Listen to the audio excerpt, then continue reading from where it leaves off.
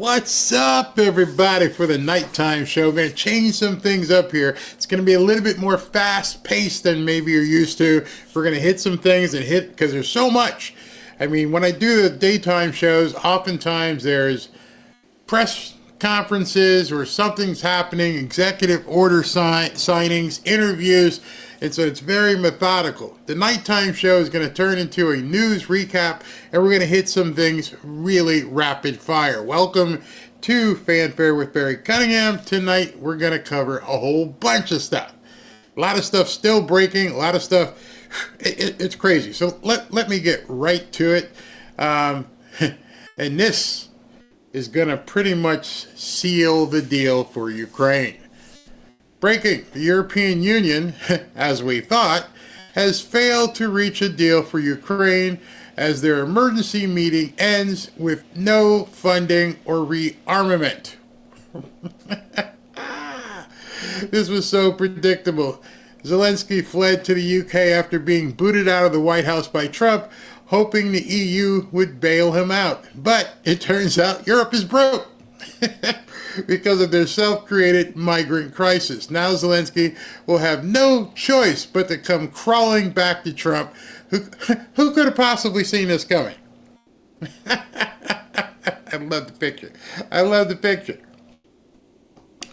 So, he thought he was, the big man, the big little man, and he would run over to Europe, and they would all, they all were like, buddy, we got you. We're going to give you a $3 billion loan, and we're going to do all this for you. We ain't got it. we really ain't got it. And so he's sitting there with nothing but you-know-what in his hands, and Trump's sitting in Washington going, oh yeah, that deal you wanted, that deal doesn't exist anymore. Because now I know you really got no place to go. You are in the worst possible position to negotiate with Donald Trump at this point. When you know your opponent, the person on the other side of the table, has no other choice. There is nothing else he can do. The EU has said, we ain't got the money and we don't have the bullets and stuff, so good luck. Big problem for him. I mean, ending. We may find out news about him just like disappearing, taking a couple suitcases or duffel bags full of money and just take it off, because he's a wanted man. He was only protected because he was useful. Now that he's no longer useful, yeah, I'm not really sure what's going to happen to him. Oh well, sorry. You deserved it. You came over here and showed your butt, and now we ain't got no time for you. Next up, we got something from Donald Trump. He posted this earlier. Let me go ahead and bring this over for you. Okay, here we go. The golden age of America has just begun. Over the past 6 weeks, our administration has delivered on promises like no administration before it, always putting America first. DOGE has been an incredible success. There's no denying it. And now that we have my cabinet in place, I have instructed the secretaries and leadership to work with DOGE on cost-cutting measures and staffing. As the secretaries learn about and understand the people working for the various departments, they can be very precise as to who will remain and who will go. We say the scalpel rather than the hatchet, or rather, the combination of them. Elon, DOGE, and other great people will be able to do things at a historic level. We just had a meeting, this was from this afternoon at 2 o'clock. We just had a meeting with most of the secretaries, Elon and others, and it was a very positive one. It's very important that we cut levels down to where they should be, but it's also important to keep the best and most productive people. We're going to have these meetings every 2 weeks until that aspect of this very necessary job is complete. Done. The relationship between everybody in that room was extraordinary. They all want to get to the exact same place, which is simply to make America great again. That's huge. And, the people who are complaining on the various television networks about people getting fired, people get fired every single day. It's just the way it is. If a company can't afford to pay their employees, then they got to go. But of course, you know what they do? They always run to the judges. Here's one. This judge here, I mean, judge. Federal judge has ruled that President Trump's firing of Gwen Wilcox as the National Labor Relations Board was illegal. The framers of the U.S. Constitution made clear that no one in our system of government was meant to be king, the president included, and not just in name only, says Judge Beryl Howell. You might remember the name. He's been after Trump for quite some time. Just another crooked judge that needs to be impeached. And this is the woman from the National Labor Relations Board. Like I've been telling you, the Democrats are no competition. They can't do anything. The only competition at this point are these judges in these courts. That's it. That's the only thing standing from Trump doing his full agenda as fast as he possibly can.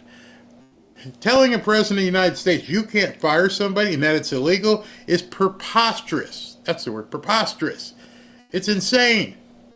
That's like telling every company in the country you can't fire somebody. Absolutely crazy. But I don't think this stuff is going to be a long-lasting process for these people. Here's why. You may remember this name, Hampton Dellinger. Hampton Dellinger was the special counsel who Trump fired. He ran to the court, and they tried to save him, give him a lifeline so he could keep his job. And of course, Trump's people immediately appealed. And it says he quit. Here's why he quit. Guess we'll have to find another Democrat sacrificial lamb to overturn Humphrey's executor versus U.S. And if you look at that, that's where it basically gives the president the ability to fire people, which the other judge is going to learn as well. So what happened? The fired head of the watchdog agency says he's ending his legal battle over his removal by Trump. It was going to cost him a ton. The same thing Biden's people and all these other nuts did to all the, like Peter Navarro and Steve Bannon, and they just keep going and going and going until you either lose every dime you have or you acquiesce. I've had it. I can't keep doing this. I'm going to move on. So you may be asking yourself, well, why would they just be quitting right now? What is it that's making the trigger? Well, this came out. What time did this come out? This came out at 5:03. It's huge. Trump has now signed. This is 5D chess. Trump has now signed a memo to require activist groups pay the government's legal fees and damages if their injunctions against his policies get overturned. Why is this huge? Many of these judges are tied. They're linked to these nonprofits with an interest in thwarting Trump's cuts. It's a financial ding to left-wing organizations who keep bringing these suits. Use every tool against them. So what does this do? You'll have to pay the government for all of its fees, its legal cost, if this thing gets tossed out on appeal. That's genius. You see, they just keep running to the court every single time, and they just keep causing these injunctions and these TROs with no repercussions whatsoever. Even the ones that get thrown out, they slow down the process. And what Trump just now did, which again, they'll probably try and sue for this one, is that now, in order for you to sue, there is going to be a codicil. And that codicil is, if you lose, if it gets thrown out, you're going to have to pay all the government's legal fees and damages. Ouch. So a lot of the frivolous BS is just going to just go away. At this point, that's a boss move right there. You can sue. You can go for the injunction, but guess what? If you lose, you're going to pay. And now all of a sudden, you're going to have law firms and these NGOs sit back and think, well, we're not getting the USAID money, so we won't be able to pay them that way. Where are we going to get the money? Because they already know they're going to lose. That's not the objective. The objective at this point is to slow Trump down. And because that's their objective, what do you do when the eventuality comes that you end up losing? You have to pay. And who's going to pay it? Your donors? I don't think so. I don't think they're putting anything up. you're you're absolutely toast. So that is a huge move right there. So this lady from the National Labor Relations Board, she's walking on thin ice. I saw George put this up, and this is just as I've been saying for over and over to you guys. We are in a civil war. You may not realize it, but we are in a civil war. When you have employees and agencies of the government doing things like this, just in, the U.S. African Development Foundation blocked DOGE employees from accessing their headquarters to fire the employees. Well, we just won't let you in. Anyway, you can't fire us. Super treasonous. Agency leader Ward Brem also just sued the Trump administration to block all access and attempts to remove him from his position. The court. Let's run to the court. It'll save our jobs. Okay, by the way, you're going to have to put up a bond and put up some money because, if you lose, you're going to have to pay us. What do you mean? Oh, yeah, all these legal fees and damages for bringing these frivolous lawsuits? You're going to have to think twice about that. Good luck. Checkmate. So, Trump was talking about, the $8 million for the tranny mice, the Transformers mice. And, of course, CNN and everybody else said it wasn't true. Well, maybe they shouldn't have done that. CNN Van Jones said it's not even real that we spent $8 million on Transformer mice, whatever kind of Frankensteinian stuff that was. CNN themselves were then forced to issue a correction that it is, in fact, true. There's a video of Vance Jones saying it, and then here is the actual fact check. It is so crazy. They thought Trump made it up. It's 100% true, and now even CNN is forced to admit it. And a little thing on their website, not in the video. I tell you this so you can file it and bookmark it away. So when someone says to you, some libnut says, "Hey, that's not true," it's absolutely fake. Nobody tried to make Transformers out of mice. Well, hold on a second. You want to see something for sure? Can I show you this? Bam! There it is.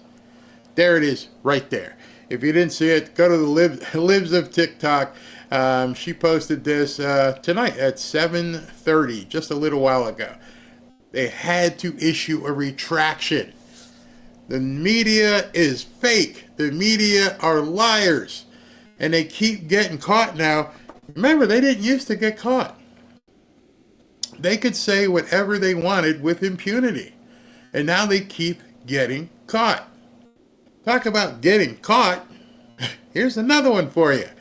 Breaking. Secretary Marco Rubio has begun revoking visas for those participating in criminal pro-Hamas riots. Sources told Bill Malugin of Fox that a university student who was charged with crimes related to those protests is the first to have his visa revoked, and ICE will assist in removing this person from the country. Send them all back.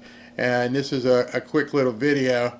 And he was assisting. He was involved. He was there. Look at him taking pictures and doing everything and breaking stuff. Sorry.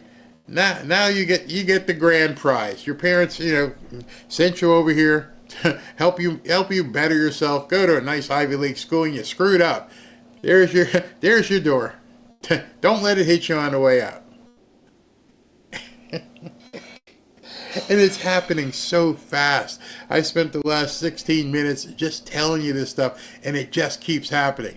There's more. All right. This afternoon, I had an excellent meeting with Elon Musk and my Senate GOP colleagues. This is from yesterday. I'll tell you why this is important later. It is now time for the White House to put together a rescissions package. That is the big news here. So that Congress can turn DOGE's work product into law and save money for the American people. Elon seemed to be very enthusiastic over the prospect of a rescissions package. I couldn't agree more. Now, what you need to do is look up what a rescissions package is. It's completely different.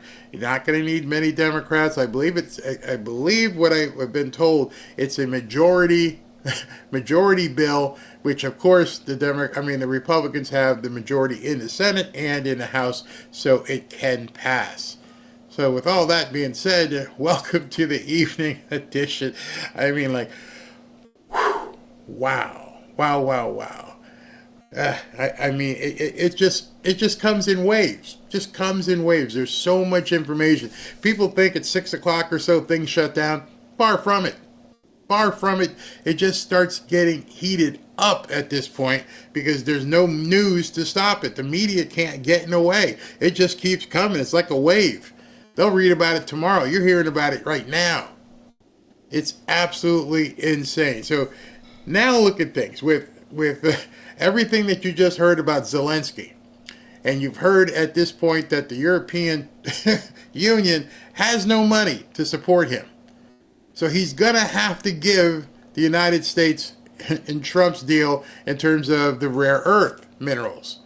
And then it's not out of the question that Trump may do a deal with Putin as well. And we still haven't even gotten to Fort Knox to determine what gold is or isn't in that building. That facility is going to be the next big thing. You think the stock market's being volatile right now with all these tariffs? Wait till tomorrow when they find out now that Zelensky can't get any money. He can't fight. He's done. Wait till tomorrow when you see people taking profit and doing all kinds of different things. It's going to jump all over the place. So now, if you have a chance, if you have the ability, even if you buy it in small increments, now might be the time to look at some gold. As you know, President Trump has assembled the Avengers to make America great again. And of course, we're all excited and ready to see them get to work. But with everything we're seeing right now, don't take your eye off the ball. Things could get much worse before they get better. With the possibility of World War III still looming, and with the Democrats doing everything they can to impede Trump, you still need to keep your guard up and your money protected. Oh, and our national debt is still massively increasing. Don't get me wrong, I have high hopes for Trump's America, but I also have a family to look out for. You see, Trump and the Avengers have quite the uphill battle ahead. That's why I'm making sure I'm protected, and I'm recommending that you do the same. One way to be protected is by diversifying your portfolio. That's why on this channel I've been happy to partner with Lear Capital. As you know, I've been involved in real estate for quite some time. And although I dabbled in gold and silver, Kevin and his staff at Lear have helped to educate me even further, especially in regards to silver. Give Lear a call today and they'll show you how easy it is to move some of your savings or your retirement account into gold and silver. Gold and silver have been proven to hold value and protect wealth for the long term. Call Lear today at 800-601-5430 or go to learberry.com to get your free gold and silver wealth protection guides. There's no obligation, just free information. Many of you have seen my interviews with Lear founder Kevin Demerit, and I can tell you this company is solid and likes to educate their customers. Just so you know, Lear has over 27 years of experience, thousands of 5-star reviews, and over $3 billion in trusted transactions, and is the only company with a 24-hour risk-free purchase. You don't pay unless you're 100% satisfied. So call 800-601-5430 or go to learberry.com. And when you call, don't forget to ask how you can get up to $15,000 in bonus gold or silver with a qualifying purchase. So if you'd like to take advantage of this opportunity, please call my friends at Lear Capital at 800-601-5430 and tell them Barry sent you.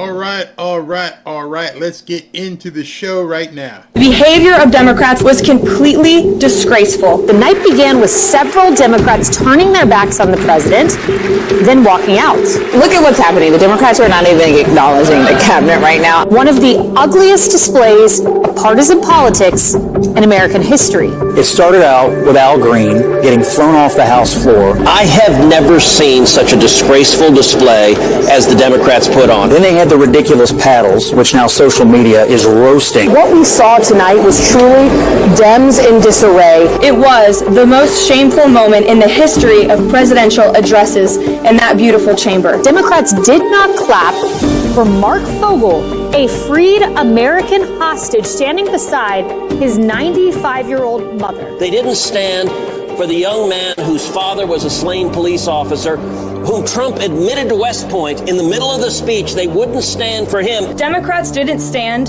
to keep men out of women's sports. They couldn't even clap for a girl who got her head smashed in by a man on a volleyball court. The Democratic Party could not be further from being pro-woman. They are anti-woman and they are anti-reality. Democrats didn't stand for an innocent and beautiful child who is surviving brain cancer. And then Trump announced the capture of a terrorist, someone who killed 13 heroic Americans in Afghanistan. But nope, can't stand for that. They couldn't even clap for two mothers whose daughters were killed by illegal aliens. They don't stand for anything humane. It looked like they were at the kids' table. It's just literally a failure of epic proportions. Democrats expose themselves as the party of insanity and hate. The party that wants to put America last. It's very sad, and it just shouldn't be this way. The Al Green. Oh my gosh, it's too funny, but now it's spreading. And people are starting to see for themselves that the Democrat Party, and I don't know if I was one of the first ones to tell you the Democrat Party is dead. That was a complete funeral that you were watching. And now it's actually getting mainstream. And I'm not talking just Fox. I'm talking that the people on the left, they are looking at this as well. They're trying to figure out, how is it possible that what you just saw, all of the victims, all of the clapping for the young man who is getting into West Point, and of course the 13-year-old boy, what exactly is happening that's causing all of this? And nobody can seem to put their finger on it because it is completely outlandish. And the reason is, and it's very simple at this point if you're willing to look, there is no leadership. In addition to there being no leadership, you're also saying the media can't cover for it. These things are so egregious that even the CNNs and MSNBCs of the world and the Midas Touches and all the different people on YouTube cannot cover what people can actually see with their own eyes. You see, if it was in the back room somewhere or something on Capitol Hill or who knows, but I don't know how many tens of millions of people turned in for Trump's speech and they all saw it. There was no way possible that you could avert your eyes from that damage that the Democrat Party did to itself. And so all over X, there are people going, I'm done. I'm absolutely done. You've embarrassed me. You've embarrassed me. You make me sick to my stomach. When you get that kind of visceral reaction from people, which is definitely not something you want, you know you're in big trouble. And unfortunately for the Democrats, and fortunately for us, there isn't anything they can do. And Barry, why would you say something like that? Because, as I mentioned before, they have no strategy, they have no message, they're not doing anything, and President Trump is just keep going. And so, yes, that speech happened a day ago or 2 days ago, and they're still reeling from that. They can't right their ship. It's like a boxer who just can't get the fuzzies out of his head after getting pounded, and you just keep getting pounded some more. You can't catch yourself. And all it seems as though is the Democrat politicians, instead of trying to do something, continue to pour gas on their own fire. There literally is no way out for them. And I would challenge anybody in the chat, I would challenge anybody online Tell me what your strategy is to get you out of what everybody saw 2 days ago. What is it that you can promise or tell people that is going to be different that would say, okay, I get it now? You turned away from a young man with cancer. All right, let's say we overlooked that. You didn't realize it. We give you some excuse. You turned away from a man whose father died who got into West Point. Trump appointed him. Yeah, okay, I didn't understand it. Okay, and there's woman after woman after woman whose parent or daughter or whatever were abused or killed because of something you guys did. So how do you change that narrative? And then if all that wasn't bad enough, if somehow you were able to, do some gaslighting and get everyone to think what they saw didn't really happen, then the other thing was everybody saw you complain and hold up your little signs and stay there like petulant children when Donald Trump said, I want no tax on tips, I want no tax on overtime, and I want no tax on Social Security. You got hard-working people across the country who heard him say that, and for months now, people have been like, that would be awesome. That would be really cool. But you're looking over here and you're like, what kind of message do you think that sent to working people? You're always calling yourselves the party of the working man, the party of the middle class. You just told the middle class you gave them the middle finger. You gave the middle class the middle finger. How do you plan on coming out of that? There's no messaging. Because all you want to do is keep raising taxes. More and more and more taxes. The idea of there being no taxes on tips, no tax on overtime, and no tax on Social Security drives you crazy. So, what's your message? Eggs too much. Your message is that eggs cost too much.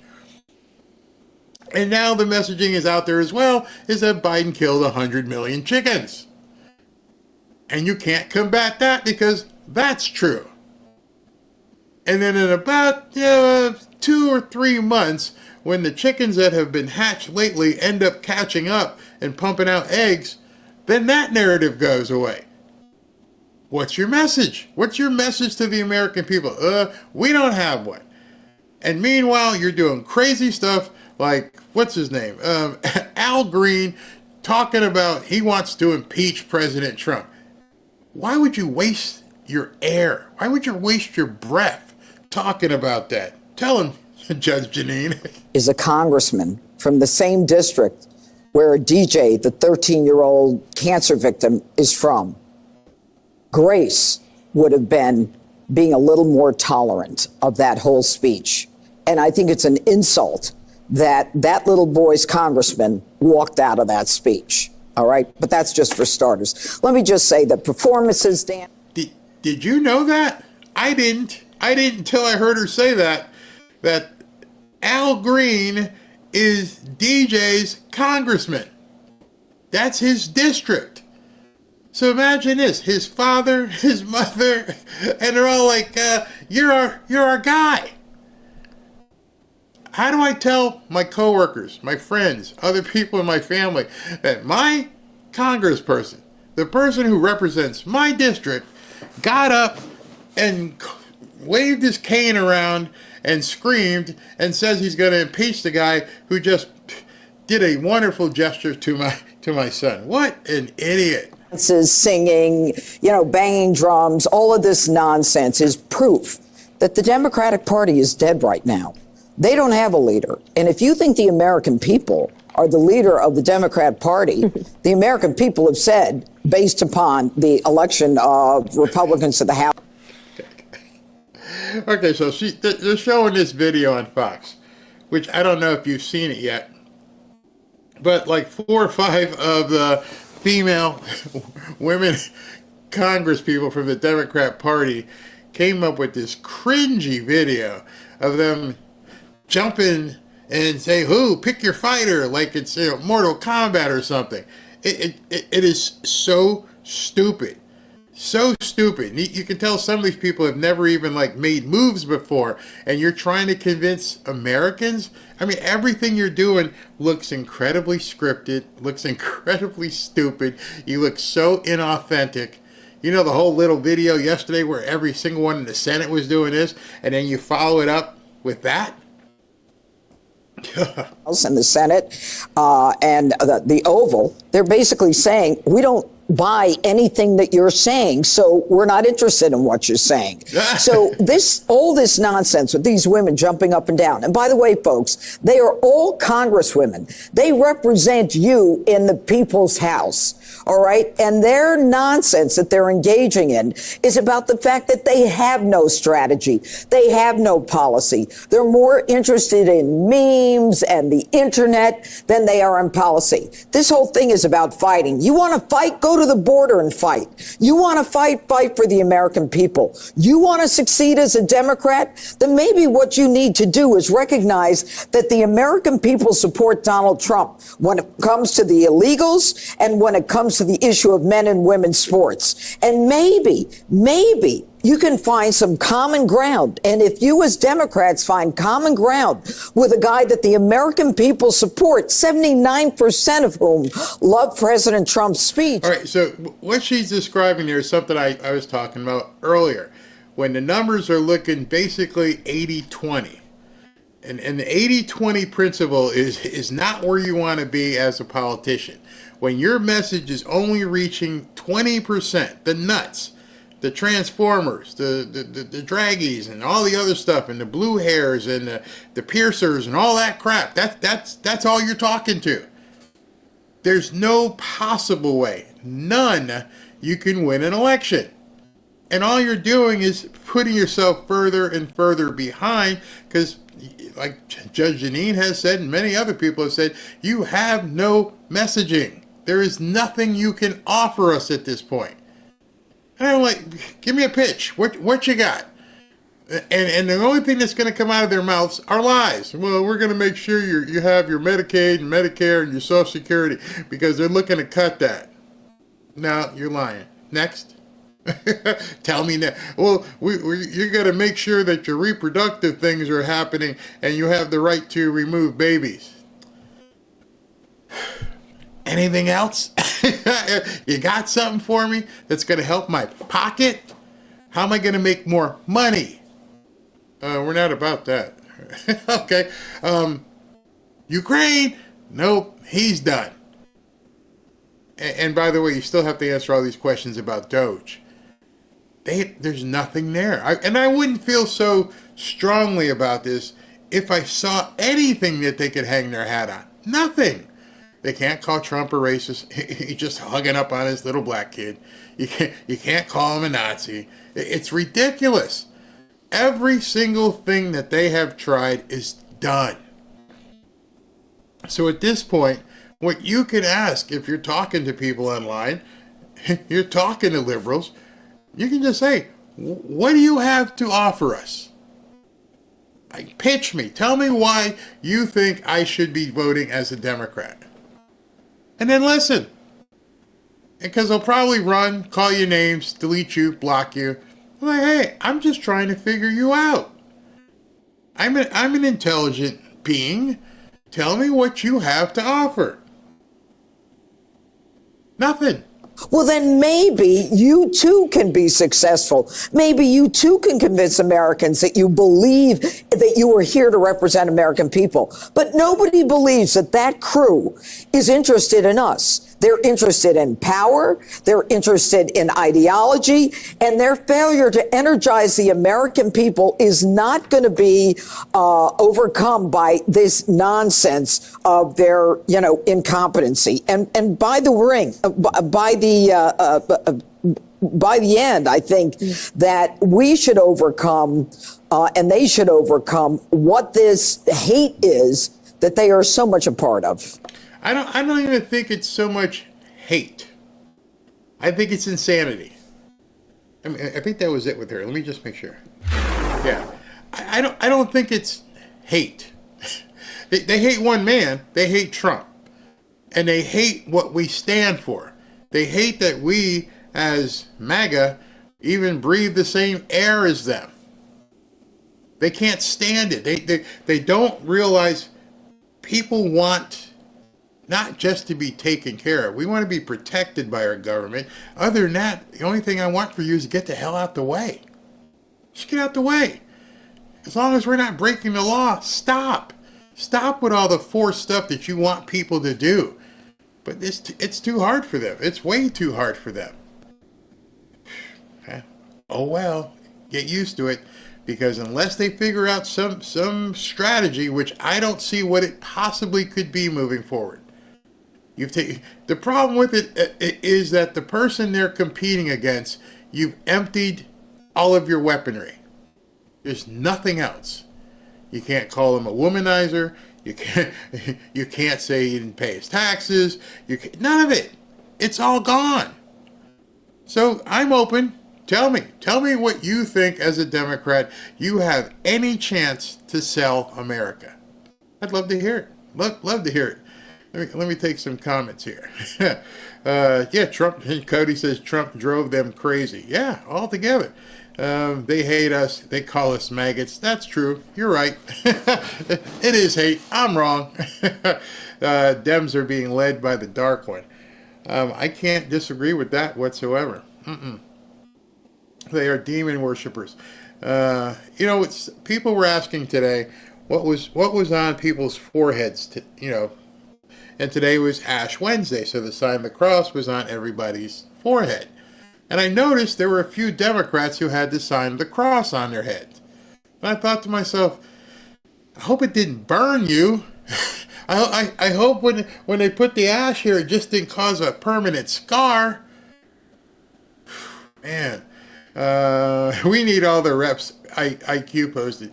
I think DOGE needs to start looking into the actual voting, the voting in their districts, because it's crazy. They have high school girls mentality. Ray, I tend to believe you. It is indeed a cult. And it's only going to get worse. I mean, Debbie says ran out of popcorn. You better get to the store and buy some more, because it's only going to get worse. SV is sending me stuff, and I'm looking at these things and going, oh man, it's just nonstop. And I've got something planned, and I got to figure out how to weave this stuff into it. There's so much. And you know what? There's never. Check this out. Have you been watching the news? Probably not. Tell me the last time, other than a lawsuit, there's been anything positive for the Democrats in the last 2 months. It doesn't exist. Hey, tell me something good that you guys have accomplished. Tell me something good that is based upon what you have done in the past. Nothing. And I'm not being facetious. It's literally nothing. I'm going to show you a piece later on where Hakeem Jeffries is talking, and they asked him a question, and he just went, and just blurted out something that made absolutely no sense. Absolutely no sense. Yeah, Nancy, there is nothing good about what they've done. No. I mean, I've tried. I've actually tried and said, challenged myself. Try to think of something the Democrats have done positive since Trump was inaugurated. It's like they just went into a spiral and they're just finding a way to drill down and go further and further and further down the hole. It's just not going to work for them.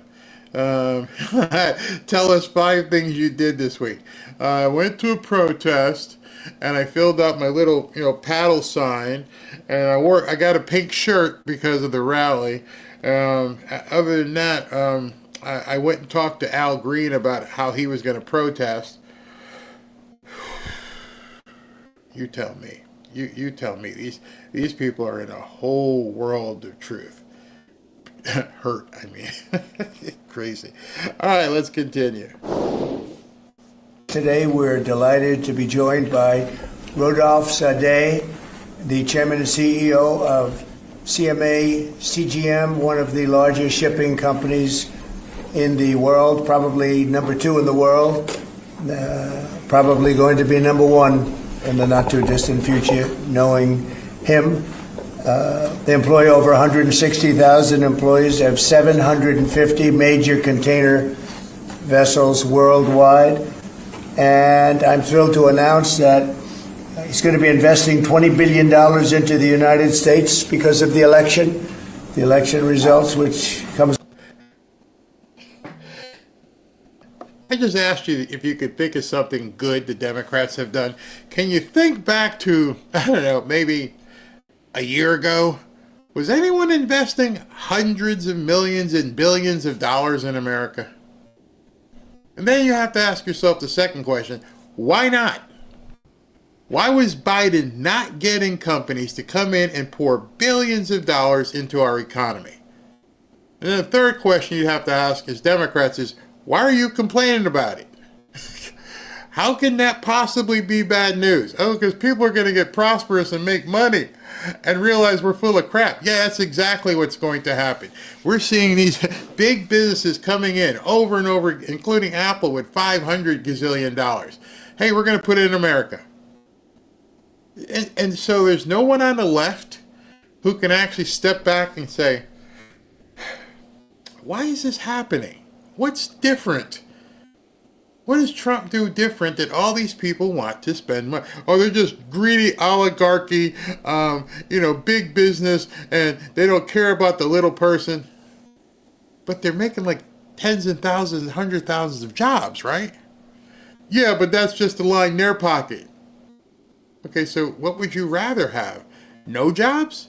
Yeah, that's better. The government could take, because then we could, tax the rich. Because none of it makes sense. Trump is trying to work to a point where we don't have to pay taxes, and the government and the Democrats in government are freaking out. You mean DOGE is finding waste? Trump is bringing business in, and he's floating the idea constantly about we don't got to pay taxes. Along with a lot of other things like great protections and other things. This massive investment will go toward building out shipping logistics, infrastructure, and terminals, which will create an estimated 10,000 new jobs in America. It's so important because it's 10,000 new jobs. 10,000. Hey, Democrats out there, can you show me anywhere where that was happening under the Biden administration? And don't talk to me about government jobs. I'm talking about private sector jobs. It wasn't happening. About shipping, we lost our way for many years. We haven't done anything. We used to build a ship a day, and now we essentially don't build ships. We're going to start that, and we're going to be announcing next week or the week after a massive new program for building very large, the largest ships in the world. Let's talk about what you were doing in Louisiana. This signifies what President Trump has promised, which is drill, baby, drill. And we're talking about liquefied natural gas, now not just being produced, but shipped directly to Europe. You bet, Will. The ship behind us, it arrived this morning from Germany. In less than 24 hours, it'll be loaded and sailing back to Germany. 100,000 homes in Europe can be heated and supplied with gas for a full year, just in that one. No wonder they're not giving any money to Zelensky. It's like, wait a second. Wait. So our ship just landed? Yeah. And in 24 hours, they're going to fill it up with gas so that we can heat homes here? Yeah. And you didn't have no problem? You didn't have to go through all kinds of stupid regulation? No, they're filling it up right now. And we can heat 100,000 homes for an entire year? Yeah, we're going to have enough for everybody. Hold on a second. Tell Zelensky to screw off. Oh, I'd love to have been on that conversation. Hey, man. Let me just tell you, we just put a big old boat over there, and they filled it up with enough liquid gas to light up our entire country for 100,000 people for a year. And you want me to do what? Lob bombs at Russia? I don't think that's going to work. Sorry about you. Tanker behind us. This is unleashing American energy to the benefit of Americans and to the benefit of our friends and allies abroad. This is the way to peace. tremendous tariff on lumber and things as such, and yet we don't need their lumber. We have more lumber than they do. We don't need. So this is what I was telling you earlier, and I looked it up. I'm not going to tell you because I want you to look it up. So if Canada is getting a tariff on there, notice who's crying and who's not crying. That's another thing for you. If it was so bad for the United States, why are Trump and Howard Lutnick and Scott Bessent all smiles? Why are all the Canadians just screaming bloody murder? That should tell you all you need to know. You don't even know. It's going to really hurt you guys. Really bad. I swear it's going to cost you more than everything. And on our side, they're like, that's fantastic. Sorry, Canada. If you can be the 51st state if you want, but until then, we're just going to keep spanking you. Oh, by the way, we got our own lumber. We got an American lumber company. Oh, American lumber companies. Google. American companies on lumber companies on a stock exchange. Ooh, look these up, because if they can't get it from Canada and the Canada stock is going to go down, pretty sure the American stock is going to go up. Same thing with liquid natural gas. If you just sit back and just look at the playing field at this point, and you just see what's in front of you, you don't have to be like a great economist.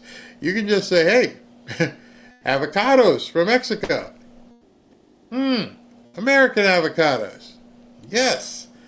Liquid natural gas. Natural gas. Oh, they're buying it. Guess what? They're paying money for it. Price is going to go up. Is it an American company that sells LNG? I'm pretty sure you can find one. So what else? Well, it looks like the Canadians won't be able to sell lumber. Is there an American company that sells lumber that maybe I can get involved with? Oh, here they are. Yes. Democrats will never tell you that. Democrats will just complain. Tariffs are no good. It's going to cause this problem, going to cause that problem. And if it's so damn bad, why are companies coming in quickly? Why did this guy come in today and say, well, you'll hear him in a second. Canada's lumber. So what I'm doing is I'll be signing an executive order freeing up our forests so that we're allowed to take down trees and make a lot of money and then reharvest trees. Also, we're cutting fire divides. A fire divide is a 50-yard to 70-yard swath where the trees can't, it's long enough so trees don't burn forever until you can get them out. And those trees can be sold and made a lot of money with. But we'll be doing that. We don't need trees from Canada. We don't need cars from Canada. We don't need energy from Canada. We don't need anything from Canada. So I think that a lot of people aren't understanding that. In order for me to do business with you, I have to buy something. Something I need, something I don't have, something I don't produce.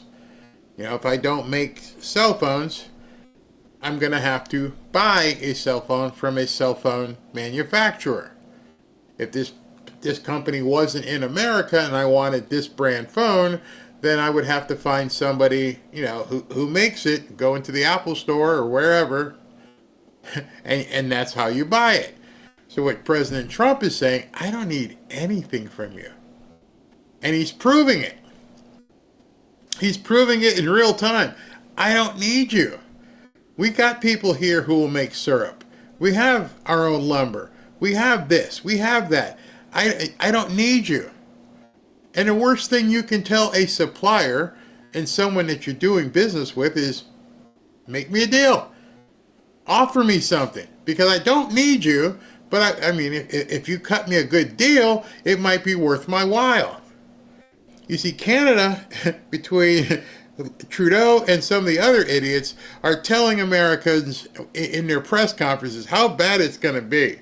Meanwhile, they're dialing up Trump and they're dialing up Howard Lutnick and Scott Bessent saying, please, please, please, I got a deal for you. Here's what we're going to do. So they're actually lying to the liberal media, thinking it's changing people's minds. And if you haven't noticed, a lot of stuff is dropping in price. I've seen people say gas is 70% cheaper now. The only thing that hasn't gotten real cheap is the eggs, because they killed 100 million chickens. What do you think is going to happen when all the chickens reproduce and they're back to full capacity? I don't know how long it takes, but once they start pumping out eggs, people are going to say, well, oh, the eggs are, everything looks fine. Crazy. We can be self-sustaining, which is in most things. Look, we have more oil and gas than anybody. Our forests are massive forests. We're just not allowed to use them because of the environmental lunatics that stopped us. So I'm going to be freeing that up very shortly so that we don't have to go to other countries to buy lumber. You know, why should we be buying lumber from other countries, paying tariffs, paying big prices, extraordinary prices, and we have lumber. We have the best lumber. When Zelensky inevitably comes back to the White House, what do you expect from him? And do you think you'll see him in a nighttime? Well, I think what's going to happen is Ukraine wants to make a deal because I don't think they have a choice. I also think that Russia wants to make a deal because in a certain different way that only I know. They have no choice either. Thank you very much, Mr. President. Yes, indeed, we are CMA CGM, one of the leaders in shipping and logistics around the world. We are very enthusiastic about this big announcement of today. We are investing $20 billion in shipping and logistics. This means the creation of 10,000 new American jobs. Oh, I told you. All right, so this guy got, yes, we're going to be doing all this business. We're going to put in 20 billion, 10,000 jobs. And Trump's just sitting there. Stand over there. So boss. Yeah, go ahead, talk to my boy here. He's going to tell you what he's doing. I'm about to put in $20 billion. And I'm going to hire 10,000 people, probably, you know, offshoremen and people to deal with the shipbuilding. Longshoremen. We haven't seen this. And at the same time, like I put on my cry on there, you have to pinch yourself sometimes and realize all of what you're seeing is in his first 6 weeks. 42, 44 days, whatever it is right now. And it seems like it's been like a year. I bet you some of you guys are forgetting, oh, what did he do? Oh, yeah, that's right, he did that. Oh, he's doing this. And it's just so much. And every day there's somebody else coming into the office ready to drop 50 billion, 20 billion. And there's no way you can counter this. How do you say this is bad? Well, you know, the big boats and stuff might, you know, kill the tarpon, the little fishes, and the little fishes may not like that the big boats are in the water. I'm serious. That's the kind of stuff that they're talking about. You know, and if the big boat, you know, depends on how it runs. If it's on diesel, it's going to cause smoke in the air when it starts up. Okay, well, tell me what it's in it for me. Forget all that crazy stuff. That ain't working anymore. How does it help the American people? Well, you'll have clean air. You'll be broke. You'll be broke, but you'll have clean air. Oh, my God. Also looking at investing in shipbuilding of container vessels, and we most probably will be making also announcement in the next coming weeks. And we would like also, Mr. President, to go for more U.S. flag vessels, and we will go from 10 that we operate today to 30 U.S. flag ships. Hey, we're about to increase our capacity 300%. Is that okay with you, Mr. President? Is it okay if we start with 10 and like move to 30? You're going to just keep increasing it. Because we know at this point, no other country is going to do for us what you can do for us. And again, you have to ask yourself the question, the same question is, why wasn't Biden and Kamala doing this? Obviously, these companies didn't start yesterday. They've been around for quite some time. They have assets where they can pay $10, $20 billion. Why weren't you doing it? Oh, you purposely wanted to bankrupt America. It's seeming so easy. Every one of you probably sit back and go, how is this possibly happening? Did these people all of a sudden just happen to see that America sign go up? We're open for business. Yeah, that's exactly what happened. Donald Trump put up a sign and said, we're open for business. It was that simple. And then he put up another sign down at the border and said, we're closed. And so the combination of two signs, we're like, oh, things are going really well. Hopefully doing more in the months to come. Thank you very much, Mr. President. It's simply amazing at this point. I mean, you have to admit it to yourself. How is this stuff happening so quickly? That's what I would tell that to any Democrat at this point, to just tell me, how is it happening so quickly? If it was so tough, how is it happening? Well, it's a very easy answer. The answer is it was intentional. You, as you're watching this stuff, have to see it for yourself. I can't tell you. You have to be able to look at this and say, there's no possible way that this couldn't have been happening for the last 4 years. Somebody had to have turned off the neon sign that says open for business on purpose. The same way they turned on the sign at the border and said, come on in. And that is going to be something that the Democrats will never, will unlikely recover from in the future. The more the contrast is made, the more you can talk to people and just say that. Why didn't Biden do it? And just watch how people react. Why? Why didn't he do it? Why didn't he close the border? What's the difference? The difference is ideology and intent. It is obvious at this point that the Democrats intended to destroy America. There is no other answer. And the more people who begin understanding that, the worse it is for them. Because there's no other answer. Seriously. Think about it. There was a president for 4 years being puppeted by somebody else. A vice president who didn't know what she was doing. Mayorkas, complete imbecile. So these people weren't put in place for a reason. They followed orders. Even the president. He didn't even know what was going on. All this stuff that's going on with the EPA and everything else. I remember when Mike Johnson asked Joe Biden why you won't let there be LNG sold. He goes, what are you talking about? Well, you put an order to stop selling liquid natural gas. I didn't do that. Yeah, you did. You didn't know it, but you did. And so in that regard, it's intentional. And more people are going to see it because it's so obvious. We're not stupid adults. We can see at some point ideology gives way to actual knowledge. See, over here, it's the ideology of America bad. And the actual knowledge for most people is like, this guy's putting another $20 billion in? Yeah. Why didn't the other people do it? And that's an argument you can make to a lot of people. Charlie Kirk called the Dems demonic for showing their hatred for DJ. Melissa says, it is indeed sad and sick. Trish Cody says, as a Canadian girl, I can't stand anything. We are self-sufficient. Well, where was that? It jumped on me. As a Canadian girl, I can't stand anything about Justin Trudeau. I cannot wait until that MF is gone. Go back to Cuba.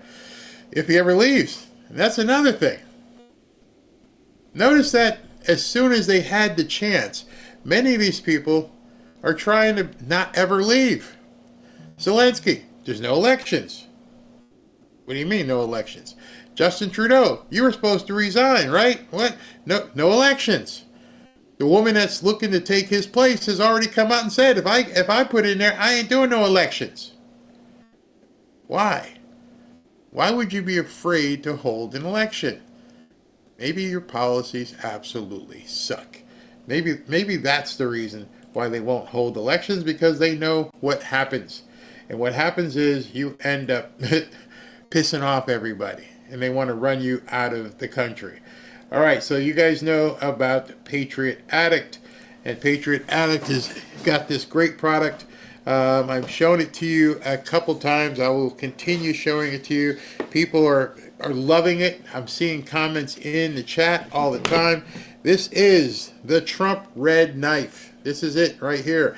And it's got a nice little seatbelt thing in case you get stuck. and it's got a window pokey out thing so you can break a window if you're stuck inside of a car. And this isn't just some cheap little knife. This knife, boom, there it is. It's looking good. It is not just cheap steel. I'm a big guy. If I wanted to snap this off or show you the bend, I could. There's no bend. It's very nice. It's got some serious weight to it. It's not flimsy. I love it. I love it. I love it. And I had to get my wife one because she wanted to, as I told you, she wants to take this one fishing. And I'm like, no. This one's mine. This one is going to be mine. That's it. Mine. I claim this one. That's how it's going to be. Comes in this great case. Get yourself one. Oh, it's free. $13.99 for shipping. Just go ahead right over here and click the QR code. I know some of you guys can't do the QR code, and what I'm trying to work out with them is to get a actual URL so it's not just a QR code. But if you want one, $13.99, and that's it. Free. And I mean, the item is free. You just pay for shipping. That's all you got to do. And people are loving it. You can just see in the comments here that people really, really like the Trump knife. All right. No, I didn't say switchblade that time. I knew not to say it because you told me not to. Zelensky, if peace deal is done, they will hold elections. He will be done if he survives that long. If I were him, I would start looking under the bed, and I would have someone else start the car and all that kind of stuff, because oh boy, they're going to be coming for him at this point.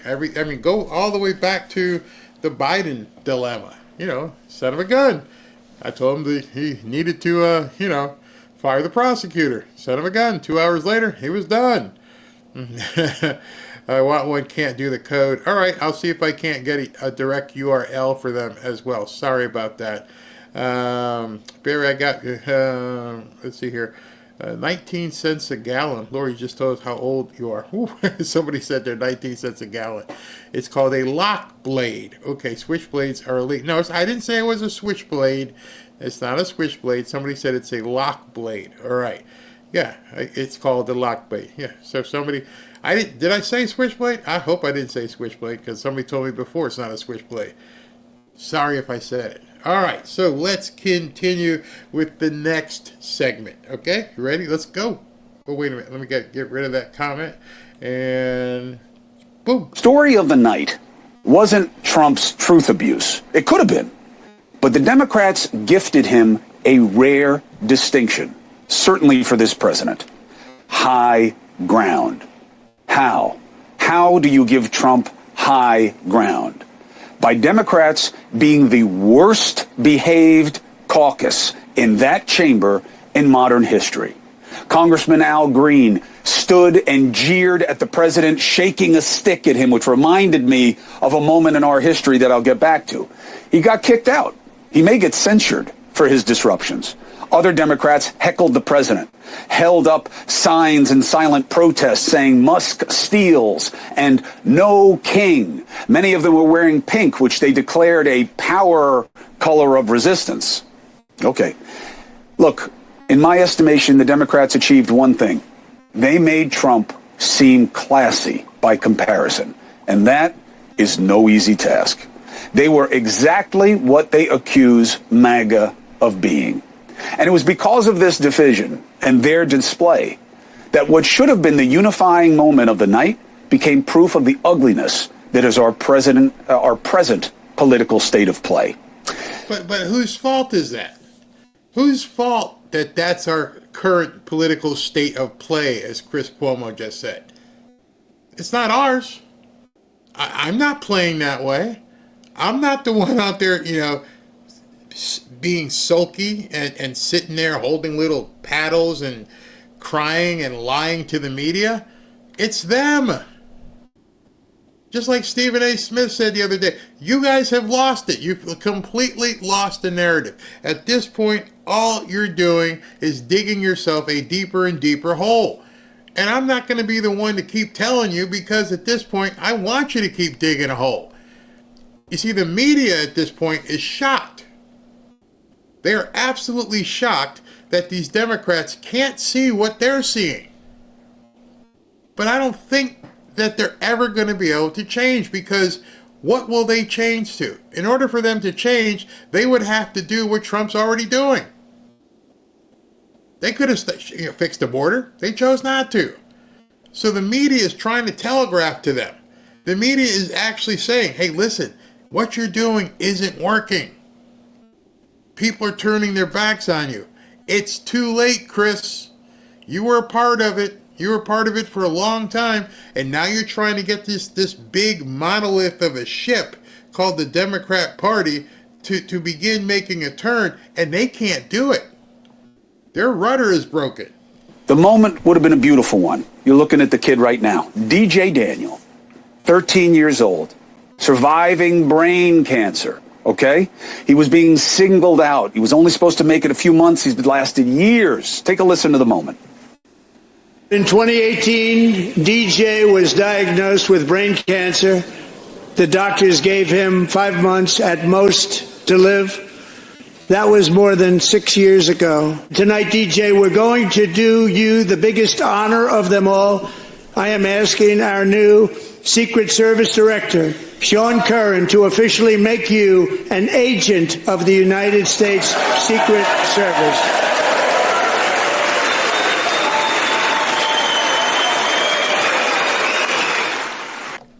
When I saw that, my big hulking, I was tearing up. I'm like, and then when he hugged Sean, when he hugged the Secret Service agent, I was like, it's over. You guys all were watching on July 13th when Trump got up and went fight, fight, fight. Well, that guy who's holding DJ was the guy who was helping Trump, the one with the sunglasses in that iconic picture. That's him. And this guy somehow recreated another iconic picture. Didn't know it was going to happen, obviously, but he recreated another iconic picture. Some people go their entire lives and don't get iconic pictures. He gets 2 of them in a span of 6 months. It's amazing when people saw that. It didn't matter if you were black, white, Hispanic, and it shouldn't have mattered whether you were Republican or Democrat. The empathy for somebody who has gone through what this kid has gone through, for you not to even feel verklempt, and to the point of you don't even want to see it, because what did this kid do to you? That's what I would love to know. How does this kid make you think he's bad or he's mad? Trump didn't do anything. This kid survived. Somehow he survived. Trump wasn't his doctor, wasn't giving him prescriptions, wasn't operating on him, so it wasn't something that Trump did. The only thing President Trump did was acknowledge him. And you couldn't acknowledge him because Trump was acknowledging him. Like that was bad or something. I can only hope you haven't had anyone in your family who's gone through a terminal condition. You Democrats, you sullied up this wonderful little kid. Unbelievable. You see his face? Beautiful. Beautiful. Everybody should have been on their feet. Boy, do we need to celebrate the miracles. We need it so badly right now. And yet, I have no problem with protesting Trump's inaccurate assertions. I have no problems going after his actions. But icing a kid with cancer? So many Democrats refuse. There it is. There's the money shot. There's the money shot right there. And you how could you not feel that? I've talked about it a couple times now, and even what Chris is saying right now, he's wrong. They're still trying. He's still trying to say, I could argue about this and I could argue about that, and his mistruth. Dude, forget it. Don't try to poke fun or find fault with President Trump while you're looking at this kid. That's where the Democrats always fall apart. There's a time to fight. There is a time to, do fact checking and all this kind of stuff that they do, which they don't do on themselves. But that wasn't the time to do it. to clap or applaud DJ. You know why? Because in the ugly game of advantage, which is all our party politics is about, and don't let anybody tell you anything different, no one has high ground when it comes to seeking the bottom. Okay? They both suck. DJ became too close to being a reflection of DJT, Donald John Trump. So not even a kid with cancer can escape being part of the game. And the Democrats' apparent idea of resistance doesn't mean what they've always been best at, finding a way to transcend division, to give messages of inclusion. You can't. You can get mad all you want, Chris. You can send him a letter. You can send him a portfolio on how to deal with this stuff in the future. It doesn't matter. It's not in them. It's fake. You see, even in his angst right now, he's being somewhat authentic, saying, you screwed up. You're racing to the bottom. You're subhuman. How do you recover from that as a Democrat? Well, the only way you can recover is you need to come out like today or tomorrow morning and say, we were wrong. Because the longer this goes, where you don't say anything and you pretend it'll just go away, yeah, good luck with that. Like I was telling Congressman Timmons earlier today, tell me you're running against me and where I can find your picture in that hall, not clapping for this young cancer survivor. Because I will run that on a loop constantly. You can call me whatever name you want. Maggot, deplorable. Okay, guess what? This is what you did. And I would just run that on a loop and destroy you. There is no, unless you come out right away, which nobody has. Notice that. They've had the opportunity. Today's Thursday. It happened on Tuesday. You could have came out and said, you know what, we made a grave mistake. I am so sorry. You know what, can I meet with DJ? Can we give him some hamburgers or something? What can we do to help DJ and his family? Because that would be the right thing to do. It's okay to say, I'm sorry. It's okay to let people know you're sorry. It's not okay to think it's just going to go away, because it's going to come back at you over and over and over. You have made so many videos in the last 30 days. I don't know what you're going to do to combat the deluge that you're going to face if you're running against a Republican. Just think what you've seen thus far. Every single person who talked about Fannie Willis, every single person who talked about Letitia James, and everyone who talked about E. Jean Carroll, and everyone who talked about this and that and everything. You've got a box of footage of you being a complete idiot, going on MSNBC, saying all the crazy things. And I just have to pick which ones I want to use against you. Insane. Especially to the working class. No, now resistance seems to mean only insistence on opposing Trump no matter what, no matter who gets in the way. And as a result, the Democrats wasted chances to counter what the president put forward as his best foot, countering him on the facts, which he often had wrong, countering on what he sees as the solutions, because we need better than what we've seen thus far from this administration. Just look. What do you need better, bro? I mean, gas prices coming down, immigration to a drip, companies coming in spending billions and billions and billions, DOGE finding all kinds of fraud. What do you want better? What is it that you're looking for as a Democrat to go, we need more? Okay, how about this? This morning, we have a new exclusive report obtained only by the National News Desk. And the first line here really is the biggest headline of all of this. President Trump has saved American families $2,100 by costly Biden regulations halted. So we're going to go through some of these numbers. So far. That's the problem with what this guy said. He should have said, President Trump has saved American families $2,100 so far. We don't even know the rest of the stuff yet. He's still taking the scalpel So what did you want, Chris Cuomo? What more were you looking to see happen in, 40-something days? I'd love to know what you expected to see happen in 40-something days. Good gosh. That's the big takeaway. $2,100 in savings per family because of what President Trump has done to deregulate and to clear up what Biden left behind. So let's go through this right now. The report says Biden loaded up nearly $2 trillion, or just over $21,000 per family of four in new regulatory costs. That eclipses any other administration on record. The report also says $2 trillion. $2 trillion that you wanted to stick on the American people. For what reason? The snowy owl might have a problem. Meanwhile, people can't eat. People they can't get jobs. You're stopping pipelines. You're doing this. You're doing that. For what? Well, it's obvious at this point. This was intentional.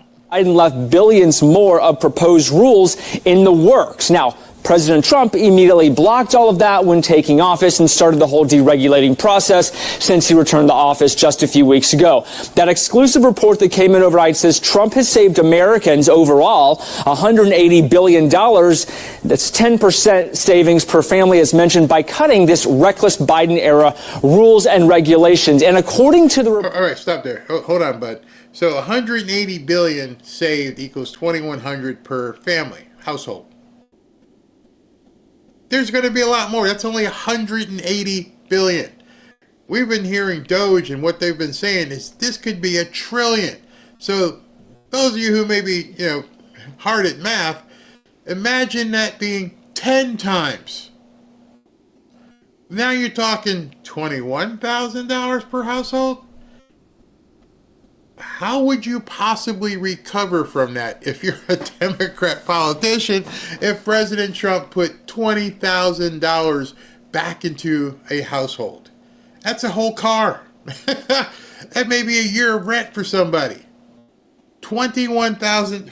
The exclusive reporting here, the most burdensome regulations include that on your screen right there. Roughly $1.3 trillion from new EPA rules, including more than $870 billion in mandates regarding greenhouse gas emissions. And the list goes on and on from there.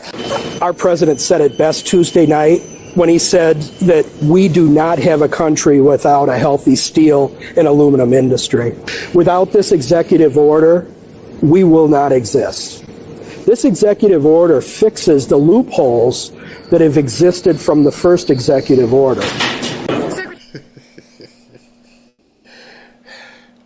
Again, here's the question. Why didn't Democrats do this? Why didn't Biden go ahead and make the steel industry better? Every time you're confronted with that question, the answer you can only come up with was that it was intentional. And so now, every single hour, I'm looking at SV is sending me all kinds of texts and stuff, and every text he sends me, somebody else is falling apart. Something else is happening. This is breaking from Lee Zeldin. Lee Zeldin, who is the EPA secretary, is coordinating with the FBI and DOJ over egregious waste that occurred immediately before Biden left office. Yeah, the Justice Department and FBI have been working very closely with us. They've been working hard on this. My conversations with the Attorney General, she seems very focused and motivated. Remember what I talked to you about earlier today when I said it's becoming clear Trump has prioritized certain things. She's all over this. Same thing when I had an opportunity to speak with the FBI director. We have to ensure that there's accountability here, and we have to make sure that the federal government reestablishes oversight. We cannot have and we cannot afford our country to have this kind of money wasted. We should have zero tolerance for even a penny of waste and abuse. And he appeared on Jesse Waters' show tonight to further delve into that. I'll have to cut that for tomorrow. So 2,100 is where we are right now in terms of what he has saved per household. And it's going to, and that's in 40-something days. So we're still going to see it move and move and move. Now, Howard Lutnick was approached by a Canadian journalist, and the Canadian journalist is trying to figure out what are you going to do to Canada? Harry Lutnick, I'm a reporter from Canada. I'm curious, is there room for the tariff rate against Canada to drop? I think there's going to be a discussion. Canada has offered us an enormous amount, again, to do better. And I think we're talking to the president, and I think there's some room, but we'll decide tomorrow. We're looking at all the offers that they've made, and I think there'll be room tomorrow, and we'll announce that tomorrow. What is it exactly that you want, though? Well, fentanyl deaths in America need to come down, right? It's black and white. Autopsy, fentanyl deaths in America need to come down. They need to come down from Mexico and Canada. You don't think, oh, Canada, the most terrorists on our watch list have come from the northern border. So you have to realize it's Mexico and Canada that fentanyl comes from, and we need it to go down. And I think Canada made us an excellent offer today, and we're talking to the president. What do you mean by offer? What do you mean excellent offer? What does that mean? More work on the border. Like any more specifics? Work on the border. No, lots of details. We're going through it together, and the president's thinking about that, and we'll see what we do tomorrow. Prime Minister. Ooh, Justin, you're lying to your people. I have to believe that Trump and Howard are telling the truth here. You're making offers. Now your own journalists from Canada are hearing, you're trying to cut some of the deal. You're trying to save this. This man's smiling. We sit in the catbird seat. You're making the offers.